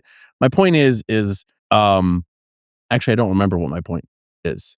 That's really funny. Yeah. Well, no, just that you're saying like you don't have to be such ideologically pure. Thank you. So, we had Ammon Bundy on, and we had him on because of his views, because his consistency in his views have alienated him from a lot of his MAGA people, friends who used to call themselves conservatives, but were really just pro-big government for the right reasons. And to have somebody on to talk about principle and to talk about being steadfast in those principles and voting based on those beliefs and not based on the party is a lesson that I think a lot of people need to take away from that. And a lot of people did. I would say the overwhelming majority of people saw what that conversation was worth. But I think, to your point, having these conversations with people in person, I just reconnected with somebody today who I served in the Marines with. He's a New York State cop now. Would I start talking to a New York State cop? I would have no reason to. But I know who this person is from years ago. And if it turns out that he's still the same person, I have no problem with being his friend because I know who he is as a person. And I know if I saw him on the side of the road, getting his ass beat, I'd stop. But to that point, if I saw anyone on the side of the road getting their ass beat, I'm going to help that person. Whether it's a cop, whether it's a garbage man, whether it's a fucking teacher. At that point, I'm not determining what that person's politics are. I'm determining that they need help, and I'm going to be that If person. he's wearing like a KKK hood or something like that, I'll probably drive past. Different. Some people would argue that a cop uniform is a Klan's outfit. No, I know they would. I know they would. But historically speaking, 100%, actually, and very good retort. I just think, dude, I don't think people are ever super honest about the practicalities of like what's going on, like in the world and their town and stuff like that. And like, damn, I'm gonna sound like such a and I've gone to the protests. I've said ACAB. I believe all that shit. I really do, because I think that there's a lot of nuance. I think we're talking about the systems of policing, and obviously, I made a whole point earlier that like someone has to be responsible, and I personally feel that the reason I don't know, I'm like, I never saw Just War. I was like, I personally don't know that I could go do orders of the machine that I felt personally, I'm too like anti-authoritarian. But I'm like, I'm not like insane. Like you grow up, you're like, you want to be a cop to be a good guy. Well, I think most people do. And like think that they really will. And sometimes they fucking are. Like sometimes they are. And sometimes they're like, they go and deal with things that a lot of liberal people, like the biggest one I think is like, just weird dudes, like a weird homeless dude that's scaring people. I done on house research, outreach and stuff. I like work with these groups, but I still think a lot of people are not honest that like, okay, like Echo Park Lake here had this like big encampment for a while of like people because there's a big unhoused difficulties in LA. And I think people are correct to be like, it's so dehumanizing, the systems of like you don't treat people like they're people. And even like there's like, these housing programs, but it's like you take all their stuff and you means test them, make sure they're not doing like all these infringements on rights and like, and not just that, but like all their stuff is like, a lot of them are working, like they have tools and shit. They have like a life. You can't like take all their things. Like they're trying to, you're going to take all their stuff and give one suitcase to go live in this shitty little tiny home that makes no sense. So they go, no, I'm not going to, like, none of that makes any sense. And I was like, the point that I felt like that is earnestly true, I think for most people, is you're like, nobody likes the insanity of this village here that is like people are dying there. There's like this open air drug use. There's like people shitting and pissing on stuff. The way I always think about it is like, if I went and shit and pissed in the middle of the street, that would be fucking weird. Like I would get scolded. People would be mad at me. And there's something like weirdly infantilizing to me about being like, well, it's okay when the wretched of the earth, as we're seeing, like these people, and there's like something about this cartoonification that is also dehumanizing to me. And to me, I was like, I don't think it's inappropriate for there to be this encampment at Echo Park Lake. It's like, make the city look at this fucking problem. Like, why are we dealing with this for real and like changing economic policies and like doing something that is like actual outreach instead of just criminalize all the fucking stuff.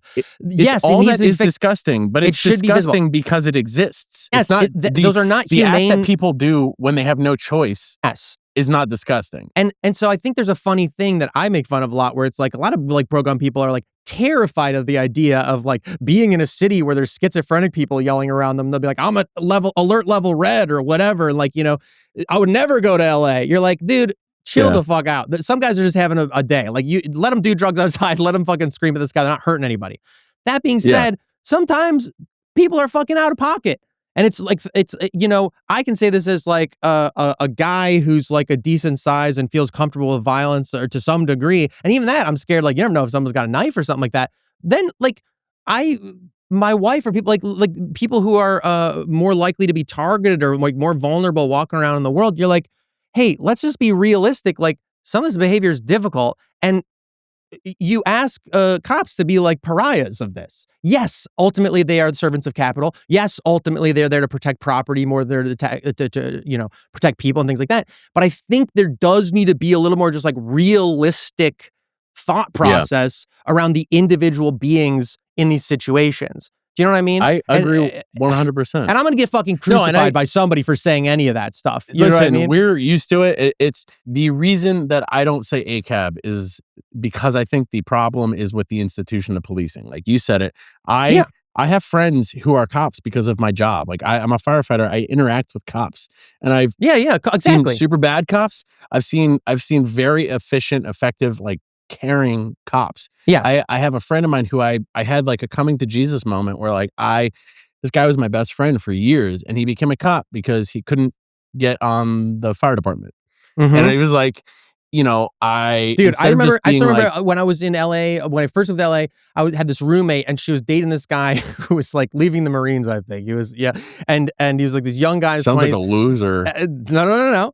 And it was just it was an eye-opening moment for me when he was like, I think I'm going to be a cop. I'm going to move into being a cop. I was like, cool, man. I was like, that's amazing. Like, serve your community, be like a fucking, you know, a heroic kind of figure and try to like that's in my head. I'm like, that's awesome. Why, dude? Why do you want to be a cop? That sounds so cool. And he goes, dude, it's the best fucking job. You like get a gun and you just like drive around, give people tickets. And I was like, okay, wow. well, to be fair, it attracts personalities who, sure. 100%. And you know, like to say one thing does not negate the other. And I hate when that's what I'm trying to say. Yes. Yeah. You know, I always think of like only a Sith deals in absolutes. Everything has fucking nuance. And people will say this when they're talking about the difference between socialism and communism and Marxism and all this stuff. Yeah. But the second you say that you can spend so much time having a conversation about systemic oppression and how some people are born into a system and they make the best with what they have and it's never enough. Mm-hmm. And then the second you say, well, this person joined the military out of high school because they had zero job prospects and were going to be homeless because they didn't have a support system and had to do something. And it was either that or deal drugs. They're like, no, they're a cog in the machine and they're fascists. And it's like, yes. I mean, how can we talk about dialectic all the time and not be able to hold like two extreme, like, you know, truly, like, to absolute truth. This is like, to me, like the first step into something approaching wisdom is the realization that two contradictory things absolutely can and do exist in the same place at the same time all the time. Do you know what I mean? All the time. And to get to my point, like, again, I'm like, it's funny because I'm using the straw man of like, I think the most common self-defense scenario. Like, I'm just saying, like, if there's a guy who most of us sympathize with, who's like an unhoused guy who's like having a fucking bad day or something like that and smells like shit, scaring people, plenty of white liberals aren't fucking doing anything and are like hoping or calling the cops. Do you know what I mean? And there's like, Yes. and then at the same time, we'll be like, we don't like, and then the cop shows up and it's like, he is the one who might get stabbed. So I can't help but have that sympathy for the individual who lives under there, who like I have for everybody living in this fucking system. At the same time, one mechanic that helps me just like encapsulate my worldview, generally speaking, is just to put everything in terms like it was in like a fantasy novel or like in medieval times. And then I'm just like, and then things become very stark and obvious very quickly. And you go, oh, well, they're the town guards. They're the local warlord that we have to tithe to so that we don't like fucking all like, yeah, crime's going to go up if they defund the cops because the existing gangs in the sheriff's department are going to start doing crimes and be like, well, don't you miss us now? It's a protection racket. Yes, that's what it is. Yeah. But if like you just start 100%. Going like, okay, and sometimes there's good town guards and sometimes they're bad. And overall, we don't like the town guards and we don't like that they take all of our money all the time. And it is back to Braveheart, the fucking horrible like guys in the orange suits. But it does help me understand my world better. You're like, we haven't changed that much. These thousands of years we've been people. You know what I mean? Same thing with you know, all the Epstein class shit and stuff like that. You're like, sometimes it helps, or the people coming over the Alps, the Hannibal stuff. You're like, sometimes it helps to just go like, this isn't new for me. It's just that I have the consciousness like it should be better. We should be able to change it. I don't know. It helps me kind of like cope.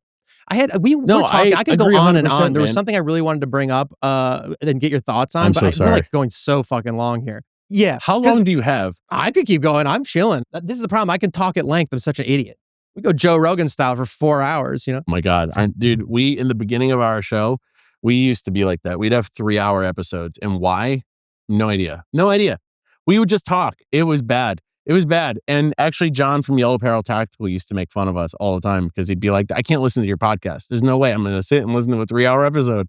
Well, and then we'd have like an hour episode. Because I would listen to long ass podcasts because usually there's something I put on in the background. I just listen. I just wouldn't, you know. I don't have the capability to listen to something in the background while accomplishing a task. It's really? One or the other. No, wow. Dude, I'll put on music in the background. I can listen to music. Sure. But if it's spoken word, I focus on one or the other, or I hear that. I do a half-ass job of both. I say a lot of my ADHD is this thing where I'm like, I always say like my attention feels like pouring a glass of water on a table.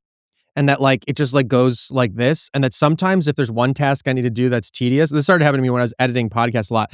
I was just working with my wife really. I still am, obviously. I was up till 4 a.m. helping with some stuff. But I'm like a pinch hitter now, you know, more because we had to separate work life a little bit. And it was like, I would like watch movies on another tab or another screen while editing the podcast. And I'd be like, unless I was doing like sound stuff, but just when you're cutting and like, you know, fixing everything. And she's like, how can you do that? And I was like, oh, it just does something where it like puts other obstacles in my attention. It like takes up parts of my brain so I can stay in this lane. It's like satisfying something over here. That doesn't mean I like retain. It has to be something that I've either just like some kind of procedural TV where I don't really care what's going on anyway because you kind of just tune in, or a movie I've seen a million times. If it's something I'm trying to retain it, can't do that. Yes. Yeah. Yes. Yeah. I can't can do the that. retention. And I have that's how music functions for me. It's not something I'm actually paying attention to, but it's something that quiets the noise down. Totally. But I mean, for like working out and stuff like that too, I love just like I constantly have, I don't know, I'm trying to make myself not constantly have things in my ear. Because I think I'm destroying my ears, but also like, I probably should think my own thoughts sometimes. The problem is, don't do that. I'm too mad, dude. Happen. I mean, like, I of course would never smoke weed and own guns. I would never do anything like that, you know? No, of course like not. There are other kinds of things that, well, I mean, it's just what it is. But like, you know, when you're being sober, you get angry very quickly. And when I have to think my own thoughts, because of what you're talking about, you just start like, everything comes in. And I just had this epiphany that I was like, dude, these are tools to like keep you just functional and not going insane. Because I can say all this stuff about like reasonable thoughts, but like you have unreasonable thoughts all the time. All the time. I live in history. You're like, you know, what should I be doing? What would a good person be doing? Should I be John Browning? You know what I mean? And you're like, it's just so infuriating how like bald-faced evil, and even if we don't want to say evil, just like lying. There's something about lying and hypocrisy that makes me insane. I don't know if it's like an ADHD thing, like this is like justice obsession or whatever, but there's something about fucking hypocrisy that makes me nuts. And just the idea of like the cronyism, or like we're talking about like the $1.7 billion defense fund. Well, it's the rules. It's the rules. It's the rules dilemma. Rules for thee, but not for me. You have this rule and you have to follow it, but I don't have to follow it. But if you choose not to follow that, then you're going to get in big fucking trouble by the people that are supposed to be holding me accountable, but don't, because that's not their role. There's just, I don't know, man. It makes me nuts. I can take a left on this red because I'm going to make sure all the cops are on that side of town in the black neighborhood. Right. So or I just can make pay a all the left on this cops. side. I own the cops work for me. And so who gives a fuck? And I don't have to. Okay. I'm going to change because I just wanted to bring this up. I want to float this thought and kind of get your thoughts on. I don't know. Because I'm like, what do we do about guns? Like, what do we do? You know what I mean? Like, obviously, material changes the gun. Here's how this sort of started this conversation for me. I was at like a carbine intermediate. It was like an LPVO class a little while ago.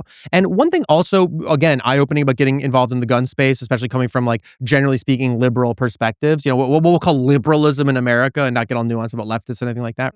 Certain things, like one thing eye-opening in the gun space is identity politics as a total red herring and big fucking dumbass direction they took the whole party. And again, I think similar to assault weapon ban, where it's like, oh, you can run on this and it costs you nothing. Like identity politics, you don't have to change anything that's like going to lose money for your capitalist masters and healthcare or anything like that. We can just like run on this rhetoric bullshit that gets people really fired up, but really doesn't cost us anything. You know what I mean? And doesn't really change the situation, but is like very functional for whatever. And that like once I got into like shooting spaces, you're like, they're way more diverse than most of the fucking like liberal spaces that you find yourself hanging out in as a white liberal. You know what I mean? Like in my experience. And so you're like, well, clearly, but that doesn't mean they have like good politics. You know what I mean? Especially in America, where you're like, hey, a lot of our diaspora, maybe if they came from countries that had leftist revolutions, maybe some of the diaspora is not going to have trickled down like the most, progressive politics all the time. Yeah. But so like you realize the identity politics thing is like a bit of red herring. But it was also one of the first times I get to hang out a lot of the time, especially living in LA, coastal elite, like, where you get to talk to people with like different fucking thoughts. And we're at lunch. This was, I think, before Trump was elected or something. Yeah, it was before Trump. And I remember these people at lunch talking about billionaires and like the problem of billionaires. And that somehow had led them to think they should vote for Trump, because he was like, because these people all fucking like, and how many people now are like leaving career MAGA going like, wow, and we they're got the tricked. corrupt ones. Right, that kind of bullshit. Yeah. And then and not just that, but also the phenomenon of people like mostly mythological, but there are real instances of like, I would have voted for Bernie, but they killed his ass, so now I voted for Trump. Like people like, okay, these people are talking about, and I spoke up and I was like, hey, can I ask you guys like something broadly speaking? I was like, how did you end up here? Because I think a lot of the same things you guys did, but I've ended up at a very different end of the spectrum. And we started getting these conversations, and I was like, and so we got into this thing about liberal and leftist a little bit. I was like, well, leftism is like actually very different than what you think like liberal. Talk about that. And socialism, I think I mostly would identify as a socialist then. Now I don't know what, maybe an anarchist or something. But I just like want things to be good for people. I like very far left. Probably DemSoc is like the most likely thing to happen here anytime soon. But whatever. This one guy, it was so funny. He was like an older dude, and he did ask me like after this conversation, he's like, hey, can I ask you a question? What do socialists say about like gun control? Stuff like that. And I go, oh, this is a great moment. I go, well, Marx said we must not disarm the proletariat. And we got in this like conversation about that. It was interesting. And he was actually one of the first people that voiced this thought to me, like just specifically, I think it's a very obvious one, but the perspective, like we said earlier, that like they see gun rights as an extension of the God-given right to self-defense, and that like it is a natural extension therein.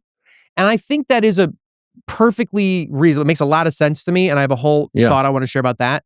I'll just share it really quick here, because to me, I do think there's an aspect of guns that I do feel often is like, I try to explain to people, I think there's might be like a genetic attachment to ballistic weaponry that is like comes from human beings having a primate, the only primate with a shoulder structure that can throw fastballs, can throw 100-mile-an-hour fucking heaters, like other apes can't do that, and a brain that can calculate ballistic trajectories, and that this and atlatls are like the thing that fucking made us who we are. That like there's something in us that like these little fleshy things with no tough skin and no claws and no teeth and weak muscles compared to the rest of them was like this fucking thing. I feel like there's something in our DNA that's like, that's part of me. And I need that to like function and to be like, okay. Yeah. And that for most of us who are never going to be involved in a violent altercation, but have guns and things like that, probably, I was like, this gets back to the purpose of the system is what it does kind of thing, where it's like, for a lot of people, it is a totem. Like it is effective as a totem. It's a thing that you may develop yourself around, you identify around. There is something, I wish more people talked about like the spiritual experience and the emotional experience, especially if you haven't been raised around guns when you first approach them. I took some like instructor courses for handgun stuff, and I think I was the only one probably who came from backgrounds that are mostly in milieus of people who don't have guns as a normal part of their life. And I think a lot of people who are instructors maybe have forgotten the experience or maybe never had it of like what a gun means. What it's going to mean about like your politics, your identity, like who you are, the shift, if I touch it, the feeling when you hold a gun that it's going to turn of its own accord and kill somebody else, that it almost has a life of its own as a killing instrument. It's like a spiritual experience. It's very strange. And I think that it's very genuinely maturing to go through the experience of changing it from that mystical, magical object with consciousness into a chainsaw, like a tool that does what you tell it to do, that is dangerous and has to be respected. But at the same time,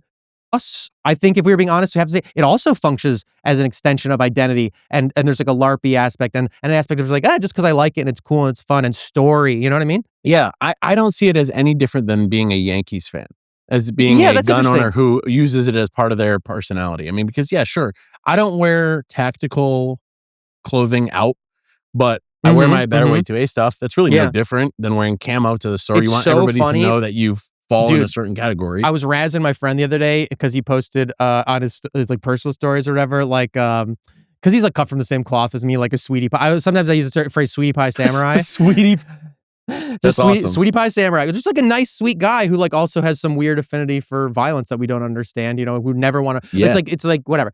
And he posted a picture where he went to like some, like EDC kind of like show or something like that. And he's outside and he had he had like a windbreaker on and digital night vision like pattern. And I was like, not the digital night vision at the fucking rave, dude. You know, but like I do it. I'm like, I incorporate these stupid little tactical patterns, all the nerds online about like, ooh, chocolate chippy camo and stuff like that. Like the fashion of it all. Like, it's a vibe, dude. It's fun. It's a vibe. So all that's being said, like obviously, I think it's a fair argument to say like the gun is an extension of one's right to self-defense, and that like if you use like I think a common straw man is like, okay, well, let's say somebody's like got a horrible stalker and she like needs a gun now, you're gonna make her wait 10 days or something like that. Like this is a common little thing. What's so funny, I was joking with my friends the other day because I recently got a new pistol that had the 10-day waiting period, and I bought it from the range. The range I go to has like a store, but it is like an hour away from me, so it's not like my local. But it's like I like them; they're my range. I'm a member there, so I was like, I'll buy it from them. But I drove all the way fucking out there to pick up my gun on the day it was due, and I get there, and they're like, "Dude, I'm so sorry. We have to hold it for another 2.5 hours. Like we can't release it to you." And I was like, "Oh fuck!" It was like drove in terrible traffic. So I was like, "I'll come back next week," And it was like. And I was joking. I was like, I was fine with the 10-day waiting period, but that last day when they wouldn't give it to me, I was pissed off, and I went home and I beat my wife. Just like sorry, take that, liberals. No, but okay. So that argument that like the woman who's got the stalker or whatever, she needs a gun now. Fine, I understand it, but I'm like in reality, when you live, we do have to consider like the same reason we have like traffic laws, like. If I have a device that if I'm careless with it, like a fucking vehicle, that I'm going to kill people around me, then it isn't just a personal right. It does enter the realm of community safety. That does have to enter into like this object that if I'm cleaning my gun and I'm a fucking idiot and a round goes through the wall and kills my neighbor, like that's a community concern. Like that there is a level of some kind of control or whatever. One thing people chafe at, and this is all being said in the context of everything else we said, right? Where like my biggest issue around gun control laws, I think currently, at least the efforts of them, is the realities of policing. And I know I just said police are great guys, but like the fucking thing of like, I love cops. I love cops, actually. All cops are babies and I love them. They Sweetie pie samurais. Yeah, they're absolutely, dude, give them guns and don't train them in anything else and just let them go out there and handle mental health crises. I think that's awesome. Conflict enhancement. Yeah, and I don't think they beat their wives at all, actually. But okay, here's what I was gonna say. That like my biggest thing with the enforcement of the gun control laws is the enforcement. That's the point. Whatever policies you make, then you have to think about the realities of enforcement and look at fucking weed laws if you want to see like they're going to be enforced racistly. Okay, like the rich guy in Beverly Hills who has a safe full of fucking NFA items that he's not supposed to have in this state is not gonna fucking get in trouble. You know what I mean? He's not going to get, even if the cops come to the house and say, "Oh yeah, nice shit, dude," blah, blah, blah. It's going to be that. It's not going to be like, "Oh, they're not going to investigate that." Yeah. Oh, you have standard cap mags and you've got features on a fucking AR pistol you're not supposed to have in the backseat of your car. when we pulled you over because we didn't like how you looked, like that's when it's added on as a charge. You know what I mean? Yes. So I think that is a great argument that like against more legislation in a realm that's like, I know it's going to be enforced racistly, basically. Like that's, how it's going to happen. That being said, I think there's this cognitive dissonance in a lot of the pro-gun space. I remember going to a class where we're all joking, the teacher and everybody else involved, that we don't go to public ranges anymore. No, I don't fucking go to a public line. Are you kidding me? Like private bays only. That's how I do. I do outdoor ranges, private bays. I'm like, I don't know what the fuck people. You see people flagging each other constantly. It's crazy how little people know how to use a fucking gun. God forbid the gun jams. God forbid the gun jams when a fucking the last round went down their shirt. Like it's terrifying. You know what I mean? So we'll all joke about this as like people who train and like are really careful about the rules and like have this, we can be silly billies because we have this baseline, Swiss cheese model of safety that doesn't go away. Right. We'll joke about that. And then in the same breath, they go at some point where they're like, and please support your local 2A, blah, blah, no gun control, like politicians, they do this whole thing. And I'm like, well, the 2A absolutism about like no gun control is kind of not jiving with that other thing that we all have this attitude about, and that like, to me, the other big problem about the gun control debate and the extremity of it in our country now is, to me, that it just doesn't live in reality, right? That there's like more guns than people, the cat's out of the fucking bag. You're not gonna. What are you talking about? Now, not even talking about the 3D printers of it all, right? So I wish that we would approach things. When we talk about common sense gun laws, I'm like, truly, and this is what I want to run by. This is my pitch. This is something I've been thinking about for a long time. I can't wait. DMV for guns. All right, I think there should be a DMV for guns. I think that the only way you'll practice, and Nate, there's going to be a lot that goes wrong with it. Nobody likes the fucking DMV now, but would you like to live in a world where there were no licenses for cars and no like demonstration of capacity with the car? And that maybe even in my ideal world, well, this will never happen because it'll cost too much money and they'll say it's unconstitutional. There's a million reasons it won't happen. But if we actually wanted the situation to be better, that there were like levels of competency that had to be demonstrated, levels of training, and again, economic barriers. This is all something I'm aware of as like social injustices around the notion if we're going to be absolutist about rights and like who can afford the training and blah, blah, blah, going to driver ed, going to gun ed, whatever. But it seems to me you would get fewer of like the kind of accidental shootings, the bad things that happen that make guns bad. You would demonstrate people who like know what they're doing. I think there would be like easier to find potentially like red flags about like, can you follow rules or demonstrate things, be emotionally like kind of like placid throughout the whole experience, whatever. And then maybe even who knows, we could have like the way we have CDLs, we have like commercial driver's license and motorcycle driver's license or whatever. Like maybe there's like one layer that's like you automatic, can get you can get a bolt action rifle, you can get a revolver, and then hey, but if you want to go like fucking AR, like let's demonstrate it. Can you move and shoot? Yeah. You know how to like move in a 3D space? I mean, dude, do you remember like the first time you shot from a holster and sling? Like for me, most of my life was like static ranges and situations where it's like we're plinking in a yard maybe, or like, a formative experience for me was like when I was 12, actually. The last time I've shot full auto was like, I was like 12 and I had this like relative in, rural Wisconsin who had a fucking Mac 11 with a suppressor on it. And we dumped that thing into like a wood pile. But like, the first time I trained, I did one class from holster, and then my big aha moment where like I got deeper in was a dude I did jiu-jitsu with when we got purple belts the same day. His main job is being executive protection guy, and I got to go train with him, and we're moving and shooting. There's people, you got to be so tuned in because like if you flag the line, when all this stuff, you're like, whoa! I was like, this is a martial art. This fucking rocks. But how many people like buy a gun and can't manipulate it safely in 3D space? So I don't know. To me, I'm like, maybe DMV for guns is like, dude, a thing. Yeah, this is, first of all, I have to tell you that I love the way that your brain works. I know that you have got to be a fantastic storyteller because the way that you navigate, I don't know, at least it does something. It scratches an itch in my brain that not only keeps me engaged, but like I'm excited for the end. Like it's not so you shut up. Yeah. So I really appreciate that. I really appreciate that. I do think narrative really is like the main focus of my life. Yeah. Go figure. That's why you've got the platform that you do and you act and all those things. But if only I could stop like retracting as soon as it starts to go well. So I go, stop looking at me. Yeah, I know. Don't witness me. So here's my thought with that is that I think in a world where all was equal and people played by the same rules. Yeah. We could absolutely have something like that. And there would be a measurable improvement a decrease in the things that make it so hard for us to keep the rights that we fight for, and honestly have measurable improvements in for the people that enjoy it.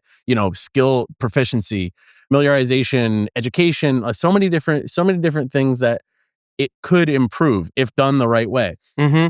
Because of the current political climate, and not current, because of the way that it's been for I don't know, since the 70s, maybe even, or even the NFA. Back when we decided that laws were going to be the way that we were going to hurt people who wanted to do certain things, because the NFA, the whole reason they settled on the $200 tax stamp for NFA items was because $200 was considered an unaffordable amount of money for people back then. And the majority of people doing the crimes were not going to be able to afford that. So the rich people could still do that. So literally, you go back far enough, and it's like the laws were never really meant to be laws. Which is ironic too, because I don't think Al Capone was having a problem affording $200 for a Tommy gun. Just saying. No. Also, I actually read an interesting. The purpose of a system is what it does. Yes. I also read a whole interesting thing, and I have to look at it, but because I only read this one time, that there was a whole story that actually a lot of that NFA too, the inclusion of silencers in the NFA, I read was and this may be wrong, but I'm going to say it. Thing. Yeah, and that it had to do a lot with anti-Italian racism. That there was this one guy who had Italian immigrants who were hunting with silencers on his land or something like that. They were bagging a lot of birds or something. I wouldn't be surprised. I swear, I gotta look that up. Somebody fact check me on. It was Jamie, all look racist. that up. It was all racist. It's all fucked up. Anyway, keep going. So I think if we were to start from scratch and put gun rights in the Constitution or you know what, let's fuck it all. Gun rights are treated the same as driving. It is a privilege. And it is not a right. I'm just speaking hypothetically. I know people are privilege versus right. Seething. Well, because I think it's a good example though too that the right to free motion and just the ability to travel unimpeded. Yeah. Then we go you're right. It's not ensconced that we go, and so you're allowed to have a horse and carriage. You're allowed to have a horseless buggy. But to me, it seems that's what I think. I don't keep going. Yeah.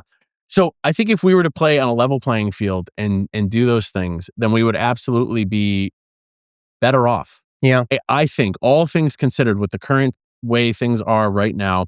That being said, the problem, and I know I'm preaching to the choir here, the problem with the way the current system functions and the way that these PACs work and these political organizations that thrive off of this animosity between both sides of whatever the issue is that there is no trust that once we do a certain thing, that is all that we are going to do, or that the thing that they are trying to do is based in any actual evidence that will solve the problem.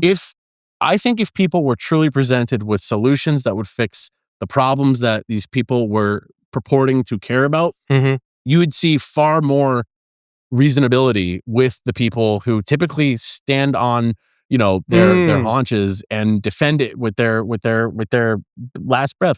These people who these from our cold dead hands, no gun control type people, I think do so in the same way that a parent doesn't allow sleepovers with their kid. And I know you don't have kids, but this is a conversation that my wife and I have had where it's it's not worth entertaining the idea because of the risk. Interesting. Because is that a thing now? There's a no sleepovers thing? Yeah. Wow. Sleepovers are very taboo. It's not. Really? I shouldn't say very taboo. It really depends on the situation. Damn. I would allow a sleepover with family members, but I don't think we're not at that age yet. My kids aren't at that age yet. But I don't think that there's any reason to have a sleepover because of the off chance of what can happen. And there's no benefit that they don't get during the day through socialization anyway. That's interesting. I'm just gonna say this. I'm gonna say this as because I think by not having kids, weirdly, I feel like I just identify with kids a lot of the time. No offense, I have a generally pro-child, anti-parent stance, generally speaking, but that's because of my own trauma. But I do think that there was I remember there's a lot of weird forays into freedom and unobserved time that I do think were part of sleepovers that and I don't know because I've only read about this, but it seems that there's a lot less unobserved socializing of children these days, where they just go to the playground or they just go into the woods, they just go fucking hang out and do stuff alone with no parents around. And I'm that seems bad to me. That's weird. Yeah. Well, that has its own detrimental effects. And I hear you in the freak world we live in. There needs to be things like that where there's unobserved there's trust that's built so that you can have unobserved socialization. We did bad stuff too. There was like one friend's house who was like a rich kid that's the house we can do fucked up stuff at, like because his parents are out to lunch. 100%. So But here's the thing: the social contract works because it's between the kids. When you bring a predator into it, the social contract is breached because the kids are not doing the bad things. The kids are not, doing the bad things. It's the parent, it's the uncle, it's the brother, it's the sister, whatever. I think that in the same way that we just say, all right, it's just easier to say no sleepovers. It's not worth it. You have staunchly pro-gun, anti-gun control people saying it's not worth considering any of these things because they haven't shown us that the juice is worth the squeeze, that the potential benefit is worth the potential cost. Yeah. And that is the problem that we're left with is this, we're stuck in this stalemate. Yeah. Where things are getting worse. Things generally are getting better. Violent crime is going down. Sure. But these specific crimes of hate crimes, we just had the mosque shooting, these school shootings, these horrible fucking incidents are going up. Yeah, and that mosque shooting too, by the way, as a side note, one thing I think is really fucking weird is that like the 09A kind of like weird ass is not like more of a thing people know about. The same thing that was the New Zealand shooting, this like weird online like nihilist, neo-Nazi, Satanist, like, accelerationist thing, the guns with all the racist stuff painted out, like the same hallmarks these young people are. Isn't it weird that like that's not like a household thing, that like we aren't like talking about like, hey, this is fucking insane that this same, like it's coming from the same source. Like that is a very weird, anyway, side note, but yes, keep going. Or at least like, like I had a friend who worked for like counterintelligence for the FBI. And he was big into like these niche Christo-fascist terror groups all across Europe and in the US also. And they're on their radar. But it doesn't matter because these people get through the cracks and it's just too fucking randos. And they gotta know when they can like use them for like Vegas shootings and stuff like that, Yeah, I mean, sorry. No, I'm trying to, I actually been really good about not being Epstein brain on this and I'm, gonna try not to do that. We can go down that rabbit hole. We should. We're already so deep and there's more stuff we gotta say on this one. I know. But so that's my take on that is like if we could come to a mutual agreement that one, we're not going to pass any laws that are not based in evidence don't have proven like historical effectiveness, like a trail, because there are things that have happened that are not law driven that have shown marketed decreases in gun violence, like project what the fuck's it called in Boston, they essentially meet the crime. They essentially prevent the crime from happening in the first place. Yeah. Well, that's the biggest one. That's the most obvious one is fucking material conditions is obviously like just get rid of the conditions that lead to fucking violence. Yeah. I have never been the person to say, I will not entertain anything that you tell me on a particular topic because I don't want to hear it. If you give me a good reason for believing, and this is exactly how we raise our kids, our daughter's allowed to say no to us if she has a reason, or if she wants to ask why, of course, she should absolutely ask why. If she says no, and it's like a bodily autonomy thing, or it's like, I don't feel comfortable because I don't understand, or like this, like, dude, absolutely. We're not going to make you do a thing. Of course. And in the same way, you shouldn't expect people to just, because you label something as common sense, trust you. Right. What is the same common fucking sense? thing? Exactly. Because to you and I, common sense is like the material condition aspect. I mean, to me, common sense is also like, I get woo-woo about this, but I'm also like, when people are like, why does this shit fucking happen to us? Why is this horrible? These shootings since Columbine, blah, what is this? I'm like, do you not recognize the deep spiritual illness that has never been reconciled in this country? The absolute core of genocide and imperialism and like this idea. I think the manosphere shit about this too. Show me a fucking liberal politician that doesn't like salute the troops and all that shit and doesn't absolutely support like a young man looking out at the world and saying the only ways I have value is if I'm rich or people want to fuck me or if I can scare them with violence. Like those are the only three ways. And if you're not going to get rich, because most people fucking aren't, and you find yourself in the condition that you don't understand how to get fucked and be a nice person and like just connect with human beings, and you really convince yourself you don't know how to do that, which a lot of us when we're young men and you're like, you're like, I don't know, I just feel so lonely and horrible all the time. I still don't know how to do that. I'm surprised my wife. You know what I mean? God. Are you kidding me? This goddess, it's crazy. I'm like, what is she doing? But like that if you do feel that, if you feel like lonely, like, hey, that's what's left for you. And that like, that we don't reinforce the message constantly that might makes right, and that there's no answer for it. And that like, it's one way you can be like, and I think like on some level, I'm like, dude, that alienation, it makes sense to me. It's like, it feels like just the ghosts of all the evil that we've like committed and never answered for. Like, sometimes it comes in, harvests a crop of your children. Like there's something about it that's like, if you don't want to answer that as a nation, like culturally, that to me is another like common sense thing. Like, why aren't we just talking about all that, talking about feelings and violence and like sort of like the spiritual psychic weight that lives, all around us. Well, because then nobody would join the military. I know. Dude, my I almost joined story is all like I was in Van Nuys when I was in my 20s and going insane in LA, and I was like, fuck it, I'm just trying to go to the recruiting office. And like I did this, and I'm in there going insane. I'm like talking to the guy as like this young guy, like just like this, like talking on my ass about all this shit I'm thinking, where I'm just like, hey, like I don't think these wars are like good, but also I'm like, hey, I do benefit from them, right? If I want air conditioning, they got to go take the oil, and that's like what it is. And maybe even though I don't think it's right, I should take responsibility and be like, hey, I'm part of it. I can't pretend I'm not. And and I like service is very important, but just going on. And I'm looking at this recruiter guy. Now that I know how recruiters are, just being like, yes, dude. Oh yeah. Let's have you do the test. Let's do the test. I do the test, the pretest. I fucking crush the pretest because I'm smart. And I'm like, and he's like, let's schedule. We're going to send you to the fucking hotel tomorrow, because they go to do the test for the next 2 days or whatever. And he goes, right before we do it, he's like, we didn't sign a contract or anything, but he's like, hey, you got to talk to we got to just talk to my supervisor for a second, just to let him know what's going on. I'm like, okay. We go up to him, and this guy comes up now after I've been talking to this guy for so long, do this thing. He's like, I got this one in the bag. What a fucking idiot, And he's like, this guy goes, okay, what's going on? Why haven't we signed a contract yet? And I go, I'm just like weighing my options. I'm just seeing, I don't know, what I might be able to do. We're jumping on an airplane. Sounds cool, whatever. And he's like, are you checking out other branches? I was like, yeah, I don't know. Sure. Yeah. And he goes, okay, well, we're not going to schedule the test.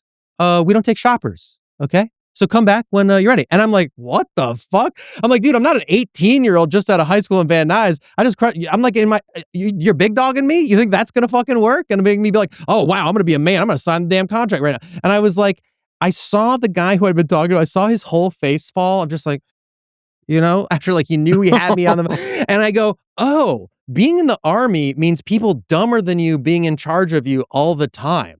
I don't think this is going to be good for me. And just was like, never thought about it again. I was like, I can shoot guns and jump out of planes and be LARP around as much as I want in my regular life. Like, what am I doing? That's funny. You know what I mean? Like, I was so dude. saved by this one dumb fucking like commanding officer of this other guy. Yeah, anyway. yeah.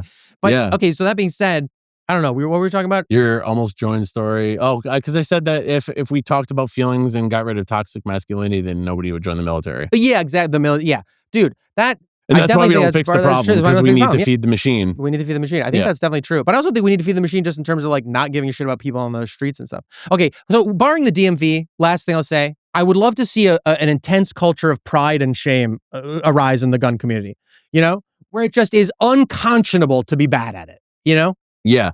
There was I remember taking a class at this place years and years and years ago where they had a wall of shame of people, where they would take their permit pictures, and if they did something like ND'd or like flagged somebody or something, they took their permit picture and they put them on the wall of shame. Yeah, wow. And I thought that was fucking awesome. I just think it's awesome. It's also I think we should want to be good at this. So you should be like, no, if I'm doing this, I'm good at it. I'm a I think in a perfect of world, this. Yeah.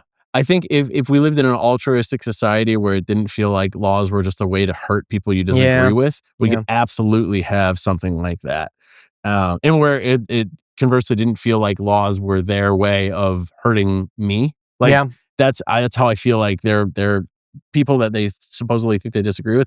But let's on a positive note. This whole fucking dude, I'm so sorry. I think it's also like sick. It is an oasis to be able to talk to you like-minded people who are just in this realm of nuance, trying to want the world to be better and have all these complicated feelings about it. I just would like more conversations like we've been having to be the norm. I agree. Yeah, my wife has been with the baby for the last 2 hours I gotta and change. Clean the fucking house. When I was looking into the corner, like oh, what's going on? She's handing me a letter asking me to wrap up, I'm soon. so sorry, fam. But she was just no, it's fine. But she's handing me an unopened Costco letter. So I thought it was a very important piece of mail from Costco. So that's why I had that look of confusion on my face. Mail from Costco is important, okay? Costco is important. Yeah. Protect Costco at all costs. Hey, I saw something on the news today that said Costco is on average 22% cheaper than your average groceries, whereas like Stop and Shop, which is what we have here in the Northeast, is like 17% more expensive. So take that for information for what you will. Yeah. But yeah. Dude. No, I just think the apocryphal hot dog story will always live in my heart as like, I know. I have so much respect for Costco. I'll fucking kill you if you raise the price of the hot dog. So if you raise 100%, but they would never think about it because they understand what it means to people. Yeah. I hope. Dude, this is a real pleasure. I could keep going. I have so many other things. It's so fun to talk to you. Thank you. This is fun. I agree, man. If you had a piece of advice for people, what would it be? Oh my God. I know. It could be anything. Okay, this is what it'll be, I guess, because I get so much shit. But this is the first one that popped in mind, and this is what I'm trying to get better at. Okay? I've been working on this motto now, which is the real deal or nothing. And that I think just living my life like that, this kind of authenticity, and it doesn't matter if it's love, a relationship, and or if it's with this, we're talking about the martial artsy stuff about shooting. I'm always like, I have to stop the part of me that's like I want one good rep that I can put online. No, I want to be good on demand. Which means I have to actually be good and put the time in to be good. I have to actually take inventory of like, am I telling the truth? Am I expressing my genuine feelings here? That like, if we could really hold ourselves to that and not be prescriptive about who and how we are, but more investigatory about like, how do I really feel? What am I actually capable of? What do I actually want? I think that's very hard to do. And it's like these conversations, it's scary. I'm scared to even talk about nuance about members of the police, but I'm like, the real deal is these are things I'm conflicted about, Yeah. I don't know. So that's, I feel like real deal or nothing is like, I guess it's just a core of honesty and telling the truth and authenticity and like trying to live your life like that. And I think the hardest part about it and the most important is that you're doing it with yourself, alone with yourself. Because I've started to notice this thing as I've gotten older. Some friends, some family, just some strangers, you start to realize like there was somewhere along the way, they started lying to themselves alone with themselves. They stopped like looking at the reality of the nature of their relationship and like how angry they are about it or not, or like what they accept versus what they want and deserve out of life, or all these kinds of things. And I think the seed of that, where you first allow yourself to lie to yourself and start not being the real deal or nothing, starts this chain reaction of layering that leads you to be a very hollow being, a very brittle and sad in a way that you can't put your finger on, and nothing ever feels right, and you're just restless in your heart. And so I'm trying to employ this with myself, and I, both in practical and spiritual and material way, like the real deal or nothing, and just trying to live by that motto. That's my advice. I love that, man. I think for right now. I love that. That's fucking awesome. Because also real deal or nothing, if it's not the real deal, don't fucking settle. If you're in a relationship and you're like, wow, I don't love this person with all my heart, that real deal or nothing could be other things as well. Like one of the greatest things of like in your dating phases of your life is like when you and another person are just passing through each other's stories. You get to play role, on some level, maybe like, hey, I'm this and you're this and we're here now. And that's real. There's a real moment there. A lot of things can be real, but make sure that it is. You know what I mean? Yeah. I love that, man. That's good. That's good. I mean, it's harder. It's easier I said work than on done. that myself too. It 100% is. Here, I'm going to give you one. Tough. Can I give you one example of that in practice? That was a big deal for me, like as a moral development. I don't know, whatever. I was doing hospice for my wife's dad a while ago, and it was really fucking hard. It was the first time in my life that I was like, maybe I'm a bad person, because a lot of us walk around, I think there's a lot of the stuff online and people in your DMs telling you fucking coward for taking that down. Most of us go around and our morality is not challenged, like by a true feeling of like, I want to do something that is different than the values I preach all the time. Like we're not challenged in those ways. And I was like, just the way it was impacting the way my wife's family processes emotions is very closed and people don't talk about stuff, and you're kind of trying to read like what's going on with people. And my wife was in such an intense pace that I felt very isolated from her because she was in her own but I just felt like very lonely. And I was also like, I basically became kind of the valet to my because I was the only one robust enough physically to pick him up, help him to the toilet, help him do things like we were in very personal space. It was very wild because he was my father-in-law, and it was just so slammed into this intense experience less than a year after we got married. And I would sit there isolated and I would be like, I want to run away really bad. Like I wanted to say like, I don't like this. I feel lonely and scared and like angry and I don't know how and I was like, I'm a bad person. And then, because my values say, no, I want to, of course, care for people that are sick, anybody, much less like, I want to serve here. I love my wife. I love my family. I want to be a good person who like is like a monkish service or, but I was like, but it's weighing on me. And I realized in that moment that I was like, well, those are my values. That's who I want to be. That's what's true about how I feel, despite my feelings of terror or anger or resentment that were like brewing in this situation. And when I came to that realization, they're like, no, I want to be here because this is what I picked. This is what I believe, even if I'm miserable. And this is painful and scary in all these different ways. And after that, now the real deal or nothing, I'm not allowed to resent the choice. I'm making the choice.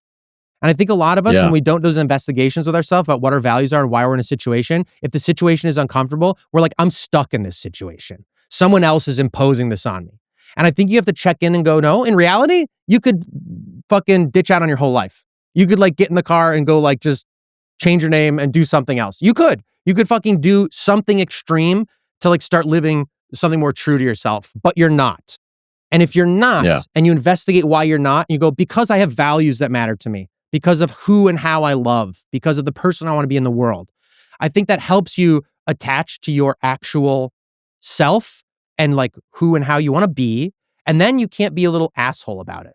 Not earnestly. You can't start like resenting the people you love because you love them. Because you're like, no, I'm going to swallow the little snappy thing I was going to say or like just nut up about how exhausted I am because that's who and how I want to be and I'm choosing to stay here. You know what I mean? And then you're like, you can't honestly look at yourself in the mirror and live in like, I'm stuck in a miserable situation and I'm such a fucking victim here. Do you know what I mean? It's no, liberatory. 100% what you mean. I love that you shared that. Thanks, man. That really solidified what you said. Thanks, dude. I think I think is a good example of that because you're like, what is that real deal or nothing? Yeah. On the one hand, it's like, be good enough that I can do a sub-second draw for real. Sometimes. Yeah. But that second one is the more important one. Yeah. I love that, man. Thanks, I appreciate you and I appreciate you sharing that. You too. And thank you for everything that you're doing. I know it's fucking hard. I'm glad you're prioritizing correctly for your life and starting to get more help and stuff like that. But what you're doing is really unique and I think special and very difficult to do. I mean, very difficult. I see the infographics you put together sometimes and I'm like, not just the work it takes, but the boldness and to like actually like, I think I hide a lot behind art because I'm like, I don't have to get granular about what I really believe all the time. And what I really believe shifts a lot. And it's really hard and scary and brave, I think, to go on the record about like infographic type points about things, especially when it's frankly controversial, There's no way a leftist perspective, a community or empathy-based perspective on tools of violence couldn't be extremely difficult to share genuine granular stances on. You know what I mean? Yeah. Good for you. No, I appreciate that, man. And thank you. Thank you. All right, dog. This is fun. I could do this forever. This is a blast, dude. Yeah. All right, I'm going to go relieve my wife. Please do. Tell her I'm so sorry. Dude, and thank you. Please thank your wife for letting you hang out with me for 2.5 hours. Dude, also. A dream. Take it easy. Talk to you soon.